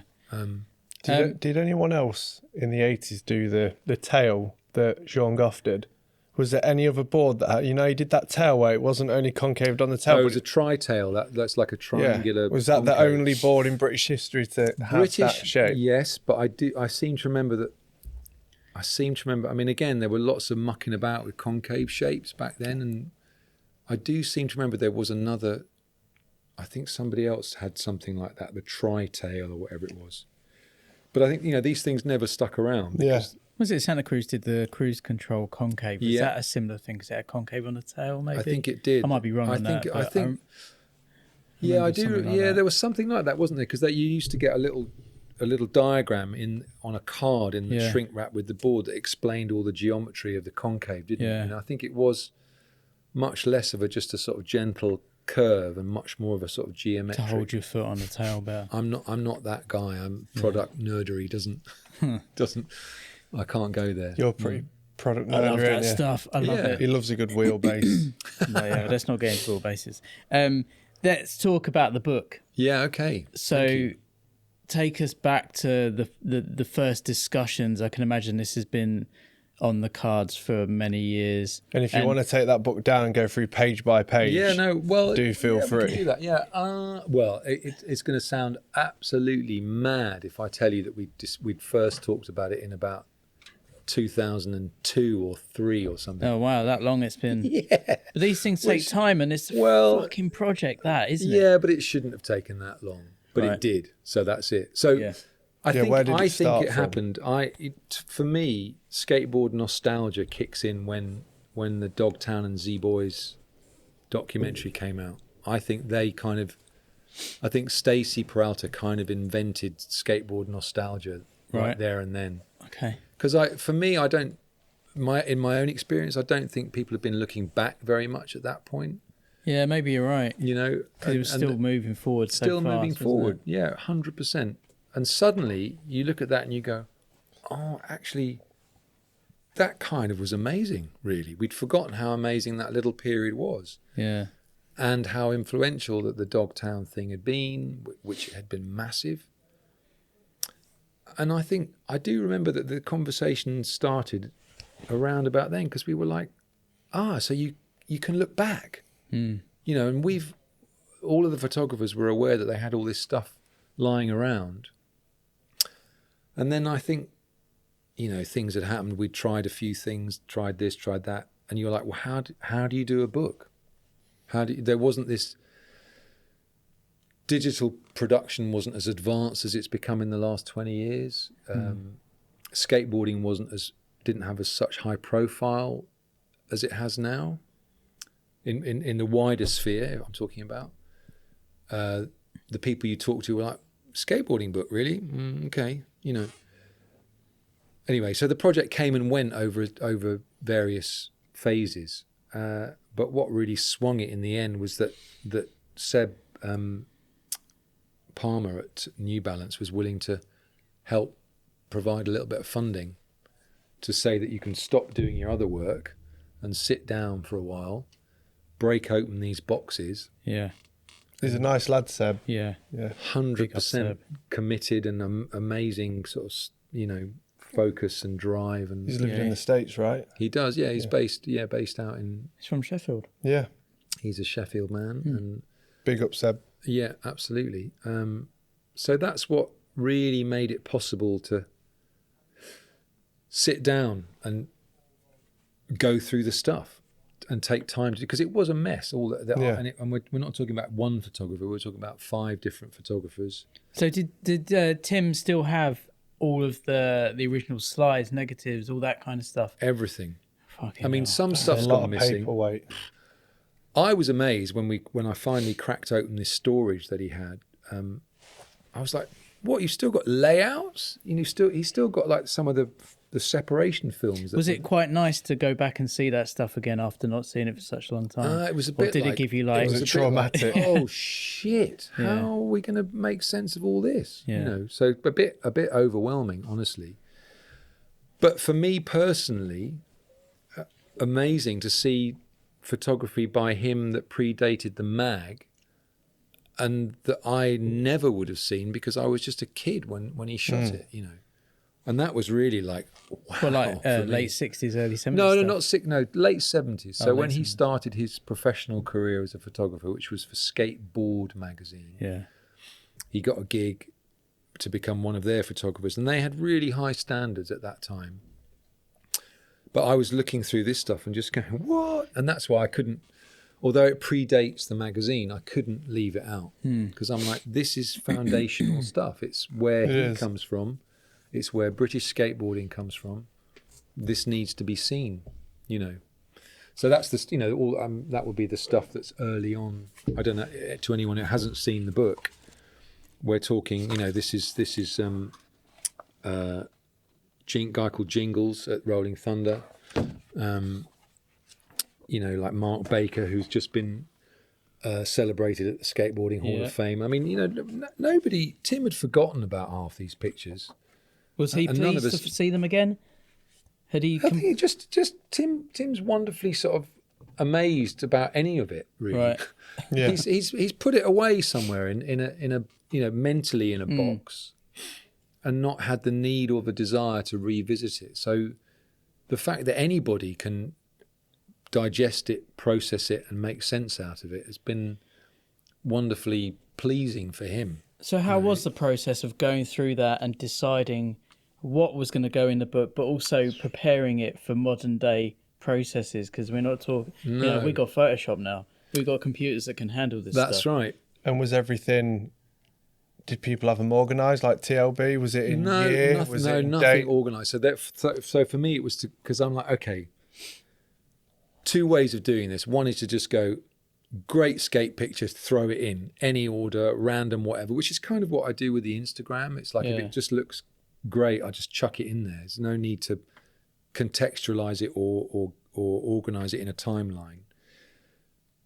But so I could have done that with a book, but then we were aware that, oh no, look, this guy, Tim is the linchpin of all of this.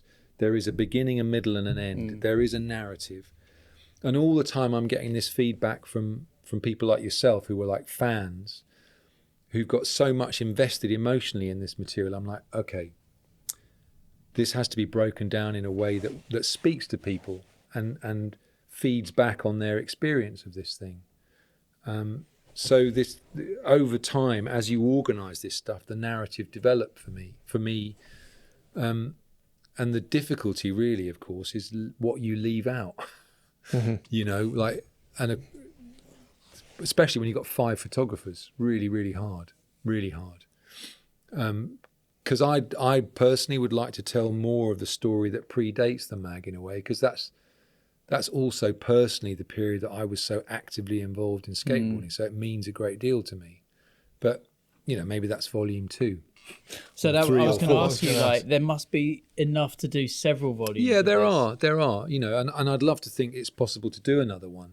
Yeah, maybe give Seb another little for a new balance. Well, it's to sort it also out. a publisher needs to. I mean, maybe we could revisit the Kickstarter thing that we tried, which was wildly ambitious, and the reason we didn't hit the target just because I was like, wow, there's just so much stuff. Let's just really fucking go for it. Let's just do like 2 volumes and slipcases and you know, and really, but it was like, okay, just cool your heels a bit. Just get that out there, which is already 272 pages of content. It's a big, heavy book. Yeah, I mean, I can sit down with that and get lost in it for a while. Great. And I don't Very really good. read or anything like No, that. I mean, it is just like nostalgia. That's great. Every single page is like, I remember that. I remember this. But you know. there's that. But I was super stoked when a friend of mine whose son skates, who's 16, sent me this thing. She said, he's been reading for 2 days. Oh, that's good. And he never reads books. And Yeah. I'm like, That's good. success. I'm like, not saying I'm God or anything, but Well, if that had been the one like nice comment I'd had about the book, that's great. I'd be like I've done my job. Like I turned some kid on to like Yeah. And where it let's be comes from. let's be clear. This book is obviously aimed at people of a certain age that were around when the magazine came out, but people need to, like younger kids, they need to understand the history with this. It is. You're right. It's primarily for the people that lived through it. I wanted them to have that kind of record and that memory. But I've got to say that as well as the wonderful comments you get on Instagram about you don't know how much this mag meant to me from people our age, you meet. I'll go to a skate somewhere and they're somehow you mentioned that you do the R.A.D thing and they're like, and this guy's only like 17 and he's like, oh man, great. that's sick. I love those photos. They're so cool. Kids need so to be into they it. resonate. Like we there are kids like that. Like the lad that was in the skate park when we went in. He He's all loves over that era of skateboarding. The Jenkem guys, like they're all about the now, right? Super like up to the minute, super hip thing. They did an amazing post for us to promote the book. Published about, I don't know, they put about 10 of the photos up. Yeah. 26,000 likes of people, like all the comments are just like sick, amazing, sick. And this is not old dudes going, oh, I remember this is great. This is like young guys feeding off something. They're just going. So for me, the fact that you can put stuff out there that still resonates 30 years later is the coolest thing. Yeah, absolutely. Because it means that we were all of us, but first and foremost, the skateboarders themselves, doing seriously good stuff. That had really good energy that still speaks across the time, the years and the generations. Yeah. I always find that a lot of photos in R.A.D Magazine, and especially that book as well, just like the way they're shot and everything composed, it's just like you don't see any photos like it anymore. Well, this is kind of Like, what you were saying different. earlier on about how, like, that's all part of skateboarding and the culture, how it is represented and how it's shot, the style of photography. That's all part of, like, skating almost invented that. I'm not saying they invented fisheye lenses, but fisheye lenses are very prominent. How in the to way be- used. But there's we've had a phase, haven't we, of very different kind of photography. There was a wonderful joke that Michael Burnett made, and he did a talk in London a few years ago about, he was going through his portfolio of photographs. He said, and this is my Euro skate shot, Euro style skate shot, which was basically long lens, more about the terrain, small skateboarder. So we've had some years now where the picture is very much about the terrain, isn't it? And like, look where this guy's coming from, look where he's going to. But that kind of 80s, 90s photography tended to be much closer in, much more dynamic. I mean, some of those Spike Jonze shots, it almost looks like he lost teeth making them because he's so in it. He's, a board slide, he's not looking at the takeoff.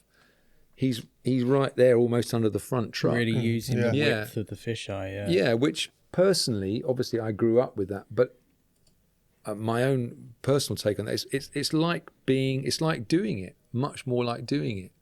It's much more like standing on the deck of the ramp and the guy's actually in your face. As that for me is the most exciting place to be anywhere, is on the deck of a ramp, a really hot, heated session. Yeah. And it's all just flashing, and you're seeing the wheels clip the coping. you're seeing where they land 2 millimeters below the coping and feeling the pump as they come down the wall and all of that energy transfer that's going on. That kind of photography for me pushes that back out at you, I think. Yeah. So as much as I respect those modern photographers and they make beautiful, beautiful pictures, I don't get that same feeling from it that you get from that. But I appreciate these things are all subjective. But so I like to think that's what's coming through in that in this. I mean, that's that kind of energy transfer. It is a really good read. I mean, thank you. Amazing. Thank you very much. Like anyone who's got even the remotest link or interest in skating, there's something in there for everyone. It's an incredible book. Who else worked on it with you? Before you go on to that, you just got on to, because I interrupted you, you were saying you got the photos digitalised in Photoshop. What was the process behind getting the photos into the book? So that was a big sort of stumbling block initially. Was like, okay, we got all this analog material. It's negatives, it's transparencies, it's prints. How the hell do we get these scanned? And then you go and see a few scanning companies and do them we justice can do as that well. For you. That's £45 each plus VAT. And you're like, you've got thousands. Fucking hell, but I want to do at least 300 images, maybe 400. Because surely there must be a way that you have to scan them in correctly. You're not just going to do it on like the scanner downstairs and get the shine back from the picture. Absolutely. You want it to be as flat as you can. Yeah, all that stuff. So how did you figure all that out? Lots of experimenting, and essentially, I went out and bought a flatbed scanner, which yielded kind of patchy results initially, and then a lot of learning.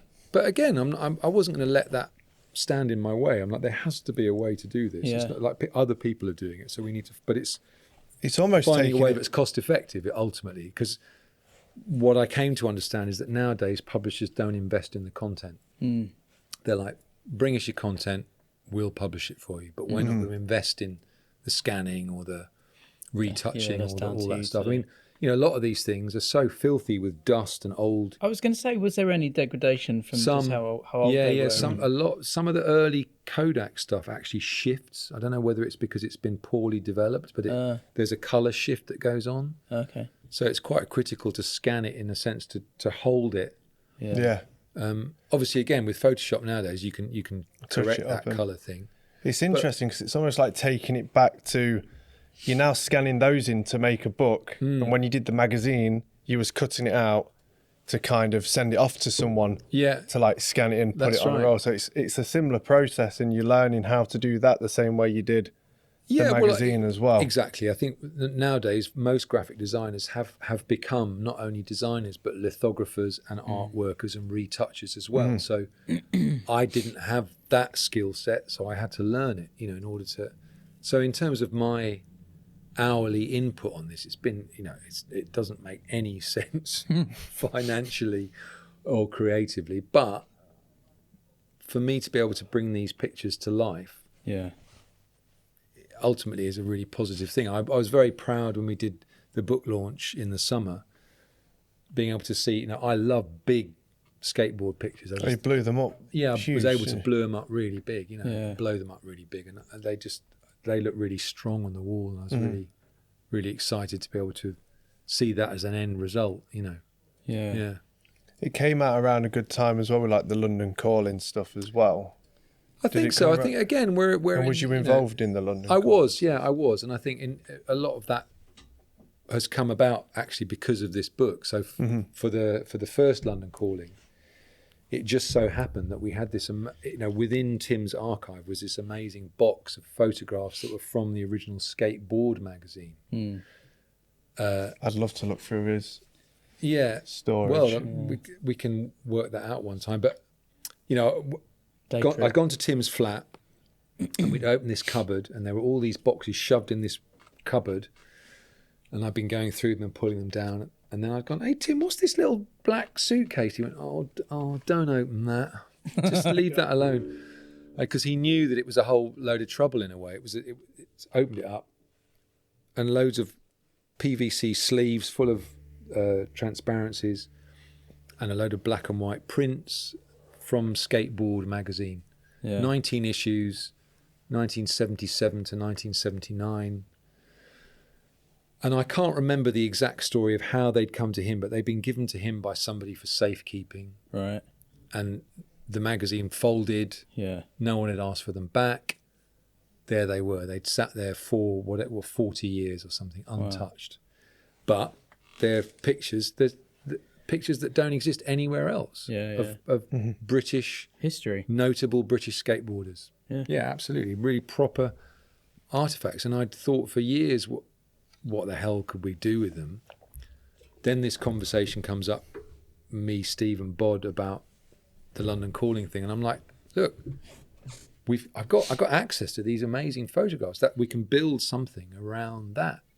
And again, that was so I'd learned all these skills of scanning and retouching, and was able to bring these things to life. So there's this has got, the project has its spin-off project. It's like crossovers, isn't it? And it's given me a sense that I've always known what the value of these things are, but to walk into that room at London Calling 1 with all of these old dudes that thought that nobody gave a shit about this thing that they knew they loved, and their contributions to it. I mean, they were literally floating on clouds, these guys. It was the vibe in that room when I walked in was so powerful and uplifting that we could really celebrate something. It's amazing as well. So you got like these dudes that skated and they're now 70, and you've got like 50-year-old dudes that are geeking out on them, whilst you've got the 40-year-old dudes geeking out on them. It's just... It was really quite mad. Yeah, absolutely. All that stuff. Mm-hmm. But it's really wonderful to understand how much skateboarding speaks to your fellow skateboarders in a way. And I went to this talk the other night that Rodney Mullen did in London. I don't know if how was it? It was great, actually. I mean, heard bits of it before on different podcasts and things, but he likened skateboarding to open source software development. Right. That we're all contributing to it all the time. And I just thought that nailed it completely. The fact that you don't necessarily even need credit for your contribution, but we're all contributing to the greater good of it. Definitely. And sometimes it manifests in books or movies or exhibitions, or where you can all come together and go, isn't this shit exciting? And I've had a part to play in it. Only I'm not even Rodders a could good have come up with a skateboarder. way of wording it like that. Sorry? Only Rodders could have come up with a way of wording it like that. Yeah, It's bang exactly. on, isn't it? Yeah, it is. Yeah. It's a very good analogy, I think. I really liked it. Well, how good was it in that documentary when he's like, I'm going to skate until the wheels fall off? And then everyone was sharing that clip, and I was like tearing up. I was like, Rodney. Oh, Rodders. Sorry, so how many years are we talking to get to this point? Well, what did I say? From when you actually... Okay, so we physically met in when I say we, I'm talking about the main photographers that were involved, myself and Tim. We met around 2003, I think. Yeah. Fucking hell. But did we actually physically spend time working on it? We, conversate. I mean, it probably stacks up to about 5 years solid work, I reckon, over a sort of spread out over a 20-year period. Yeah. People have come, people have gone. There've been contributions from here and in and out of it. But yeah, I don't know why it's taken quite so long. I suppose partly from my own point of view, you realised that you're dealing with something that matters to people, so you're kind of perhaps handling it. I was always trying to be very objective with it. It's too easy to put your own kind of spin on it, and that's an easy route to doing something, just to go, I like it, I do it like this. But when you're trying to break something down and be more objective, then I think that maybe takes time. Maybe it wouldn't take someone else so long. I don't know, but and trying to make a living doing other things as well. Yeah. Having kids, my God, that takes up time. That you don't anticipate. Yeah. And who was it? Just you and Tim working on it? No, Tim's not actually had very much to do with it, really, other than facilitating. No, I've worked. It's primarily been. In terms of the actual physical work on it, it's all my own. But people have contributed along the way and offered opinions and help with certain aspects of it. Wig Wallen particularly has been very helpful with helping me to work out how we get this stuff scanned and all the rest of it. But the bulk of the work is my own, essentially. And I suppose I've stayed. I was going to say stayed true to it, but I've sort of kept going with it because ultimately these people are my friends. Yeah. You know, and I felt I've made a sort of commitment to them that we're going to do this. Yeah. So we've had to find a way. And of course the publisher's been an enormous help, ACC Art Books. I mean, if they hadn't shown interest in doing it, it wouldn't exist at all, I don't think. Because I'd lost sort of faith in the Kickstarter thing because it's such a huge amount of work just to drive people to raise that money. By the time you get the money, you're like, I'll give it on back. Yeah, I'd rather spend the time making the book. You know, how do you approach a publisher? Do you have to have like a meeting and say this is the idea, or? I tried that on a few occasions, and they tended to be like, oh, these are great photographs, but do we want to do a book about this? Not sure. Yeah. Couldn't really see whether it could stack up to. It's a numbers game for publishers. Yeah. This one was a completely chance introduction. So one of the photographers had met someone that he knew from a long way away, and the guy had said, pure chance meeting, and the guy had said, how's your book going? He said, well, it isn't going. He said, oh, I'm just working with the publisher right now. Why don't you talk to my publisher? You know, or this guy. Suddenly you're sitting around a table with a guy. You know, these are things you cannot predict. And it just so happened that James at ACC was just like, yep, looks great, love to do it. I didn't even have to really sell it to him, you know. So he just got it. Yeah. Was there, in the early days, did you have a kind of figure in your head about how many pages you wanted it to be, or was there limitations from the publisher, the maximum you could do it, or, you know, how does that work? Because it's a pretty hefty book. There were limitations here because the advice from the publisher on this occasion was like, look, I know you want to do 2 volumes. I know you'd like to do 400 pages. He said, but just trust me. Most readers don't read beyond a couple of 100 pages. Right. They'll flick, you know, it's too heavy to ship it. Yeah. It'll take you too long to make it. You know, you'll kill yourself doing it. So let's just do this. And you replied, I'm ready for it all. Kind of. I was a bit like, but then I don't know if I can really tell the full picture. There's stuff I'm going to have to be much harder on the edit then. But okay, I hear you. I could already see how the work was stacking up. I'd got a deadline, you know, which was really good actually. That a publisher just goes, hey, you know, deliver this much on this date. This, you know, really helps to push you along. So very helpful actually to have those restrictions. You know, I think any designer will tell you that restrictions are actually very helpful. Yeah. You know, because otherwise, Guides where do you go? Yeah, it can be the guide for you. And again, you know, opens you up to the possibility of doing other projects. You know, I guess if there's no kind of time restriction, you'll just keep working and working. Could just be and unending. working. I think that is the problem. Yeah. That thing was never. You quite need a right. cut-off point. Yeah, exactly. And when is something like this right? It's never right. It's always going to be a solution at that moment in time. You know, someone could always come along and say, you know what, those 6 pages, why don't you swap those out and do those pictures instead? Yeah, so it's never ending. If you go, okay, There's stops here, stops now. Any other considerations can come for the next project, you know. I was just about to say, I bet there's photos that are not in there that you were gutted that you couldn't loads. And I'll be going through the stuff thinking about what to put on Instagram, and I'm like, why did I not?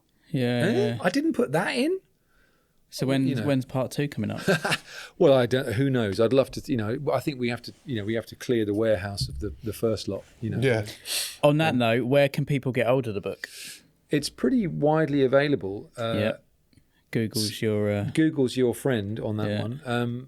There are skate shops selling it. There are book shops selling it, which is where I would ask you to go before you start going to the people that don't need your money. Mm-hmm. I've been amazed actually how a lot of skate shops have invested, and I've been very grateful to them. It's been amazing. It's just a testament. Because they're now important. Yeah. Like And a lot of the skate shops actually were There used to be advertisers in the mags. These people, Roller Snakes is one of them. They were advertising in the mag, therefore helping the mag to stay alive. So there's that sort of symbiosis going on, which has been amazing that still exists. Really cool. Yeah. Absolutely. So it's available in the States. It's available in the UK. It's available in Europe. And who's the? I guess you probably get tagged in a lot of stuff with it, but who's the big name skaters that have bought a copy of the book? I saw Simon Agar posted something about it. We actually sent him that. That's amazing.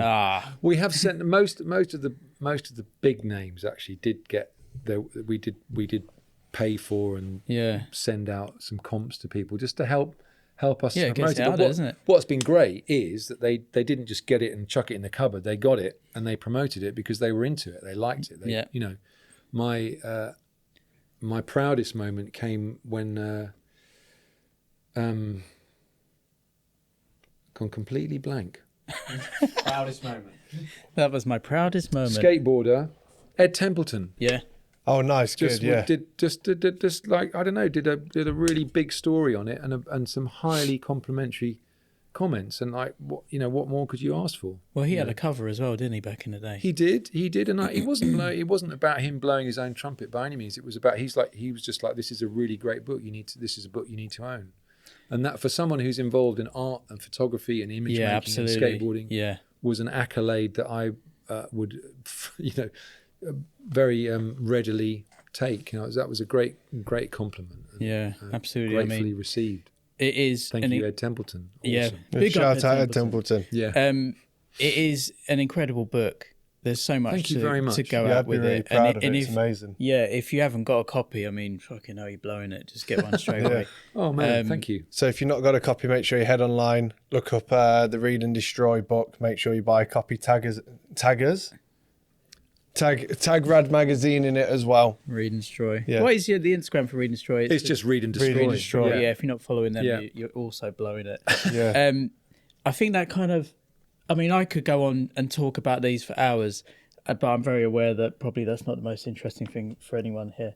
I'm enjoying it. Or do you want to, should we talk a little bit about some of these just before we sign out? Well, there's a lot of fucking good pictures I on know, there. but this is the thing, isn't it? Well, like, where do you start? Well, that Carl Shipman one first is... Oh, yeah. Could you... Sorry, hold Dan. that I mean, that... Did we say that one, that would probably ended up in... I think, if I remember System? rightly, and forgive me, Wig, if I've got this wrong, but this is Carl Shipman at Radlands in, I think, 94. It's in the book, if I've got the credit wrong. And I think this was probably in the System rather than R.A.D Magazine. But we ran this because the System feeds into R.A.D, and Wig kind of honed his craft a lot with the System magazine. It was started by Roller Snakes, and Andrew Horsley as the designer of. So that's an important phase in the development of the magazine. But yeah, and it's a great shot. If you're talking about the early 90s, how could you leave that out? There's a lot in that image though, like the shapes of Shipman, frontside flip. It's all of that era. But the also shoes, the part, the Etna everything. shoes. It's at Radlands. Yeah. It was the British champs. Yeah. It's like there's a lot going on there. Yeah, Brilliant. I think that's the same. There's a lot you can read in all of these pictures. Yeah. This is Skin Phillips shooting Alan Peterson at Rom in, I think, 91 maybe. Yeah. For the people listening, go to YouTube. Yeah, absolutely. Yeah, or watch it on Spotify so you can see these images. Yeah, I didn't think about that. Yeah, this anyone this is listening, not going to translate to anyone listening on Spotify, go to our YouTube so you can see what I'm holding up and what I'm holding of Toby under this table. Alan Rushbrook. That's Alan Rushbrook right there. On the old Nottingham Alan ramp. Yeah, the What contest ramp? at Nottingham. Yeah. Is that a blind board? What board It's is that? the Henry Sanchez. Wow. Terminator. Was it world or blind? I can't remember. See, but- that's the stuff that I don't know about. That's what's amazing to me is that the stuff that people pick up from these pictures just blows my mind every time because I've never been a that board was nut or a wheel nut or a or Never a been a shoe wheel nut. nut. Doesn't Yeah. bother me. I'm into what they're doing. I'm into that energy and absolutely. It might be a wild board. That graphic, I'm sure, was the one that as you wore it away, the Terminator. His face Oh, changed, nice, right? nice, Yeah. So nice. Yeah, that's a I great think that's idea. the Yeah. slip one I didn't know that. What else yeah. we got going on around here? We've got some other. Let's do one more. Pick a nice, good one. What we got? What's your personal favourite out of this collection, Yeah. My Dan? personal favourite? Yeah. Oh my God, that's That's some kid asked Rodney Mullen, "Who's your favourite skater?" I was like, I mean, those. How do you answer those questions? I don't know. They've all got. There's different. They've all got their different merits. Yeah. And I've chosen them because I like them all, but they all say something different. I mean, I don't know. This is a shot I particularly like, I suppose. This one of Roger Harvey at Stevenage in about 1980. Is there some... Just because I personally knew Roger, skated with him all the time.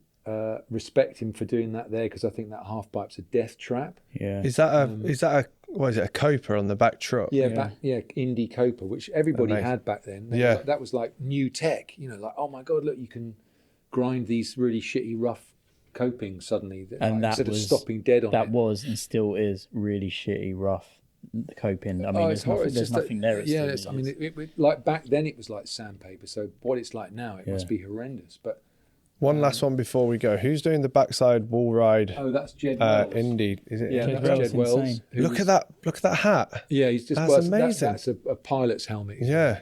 But Jed was a massive part of R.A.D Magazine in a certain phase, sort of 80s, 88, 89. Huge contributor in ideas and in editorial content. And he and Tim had a very interesting, a sort of positive creative relationship in terms of develop editorial ideas. Yeah. I love that shot. I mean, compositionally, I love it. Yeah, it's great. Who shot that one? That's one of Tim's shots again. It's so simple, really, isn't it? It's just it is really not much else going on. Yeah, but it looks so good. But also at that time, even those, I mean, what is that? That's like a sort of 18-inch wall ride. Yeah.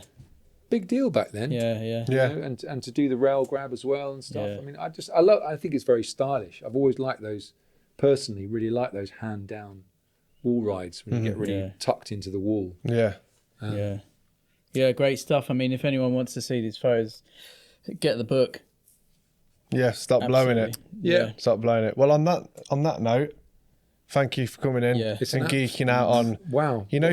Although it's not my humbled. What a pleasure. Although it's not my era, sometimes I just like to see Toby happy and see his face light up about this stuff. So I'm talking about it all the time, and maybe someone will come on like Rye or some of those guys and talk a little later in the era. Yeah.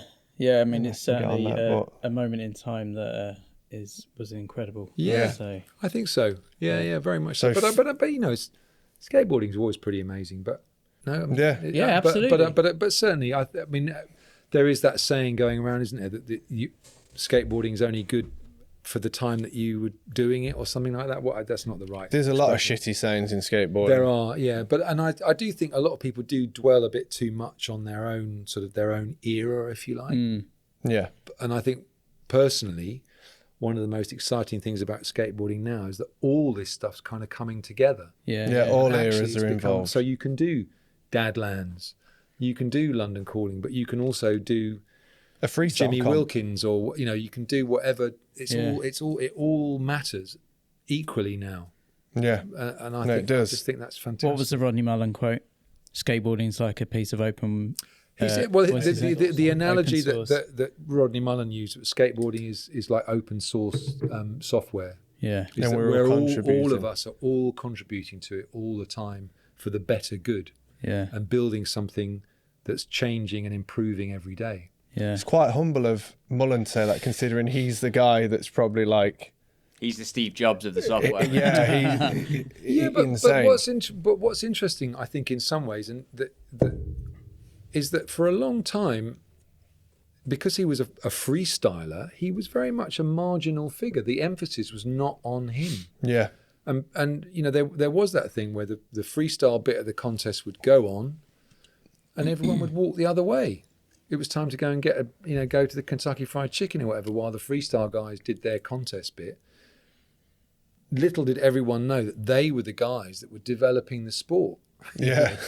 And went on to be like Steve Rocco, Ronnie Mullen, the freestyle conspiracy, right? Within the industry, famous, that is kind of very interesting. I think that all of them, all companies are owned by freestylers. Yeah. Maybe it's a more sort of structured brain that breaks things down and more methodical, because that stuff was so intricate. Yeah, it's the puzzle. Trying to sort of fly around and blast off shit and go higher, and they're just like quietly working on how to make the board do ever more intricate things. Yeah. They're putting together the pieces of the puzzle. Yeah, very freestyle, much so. yeah. So it's fascinating. So I think, so from Mullen's point of view, maybe that's why he gets that idea of open source so much, because he's going, I was actually once upon a time on the outside of this. You're all in this room celebrating as if I'm a kind of pharaoh or a god, you know, that I'm the guy that invented the kickflip or whatever. But there was a time when no one really noticed that I had done that. Yeah. So he was contributing his open source programming, flowing in from the left side, you know. Let's wrap it up. Thank you very much for Thank you coming, very much. Dan. Round of That's been applause in the amazing. studio. Pleasure. Thanks for what you do. Amazing. Thank you very much. Thank you. Big ups. Anyone that's not bought the book, Get on it blockers immediately. right now.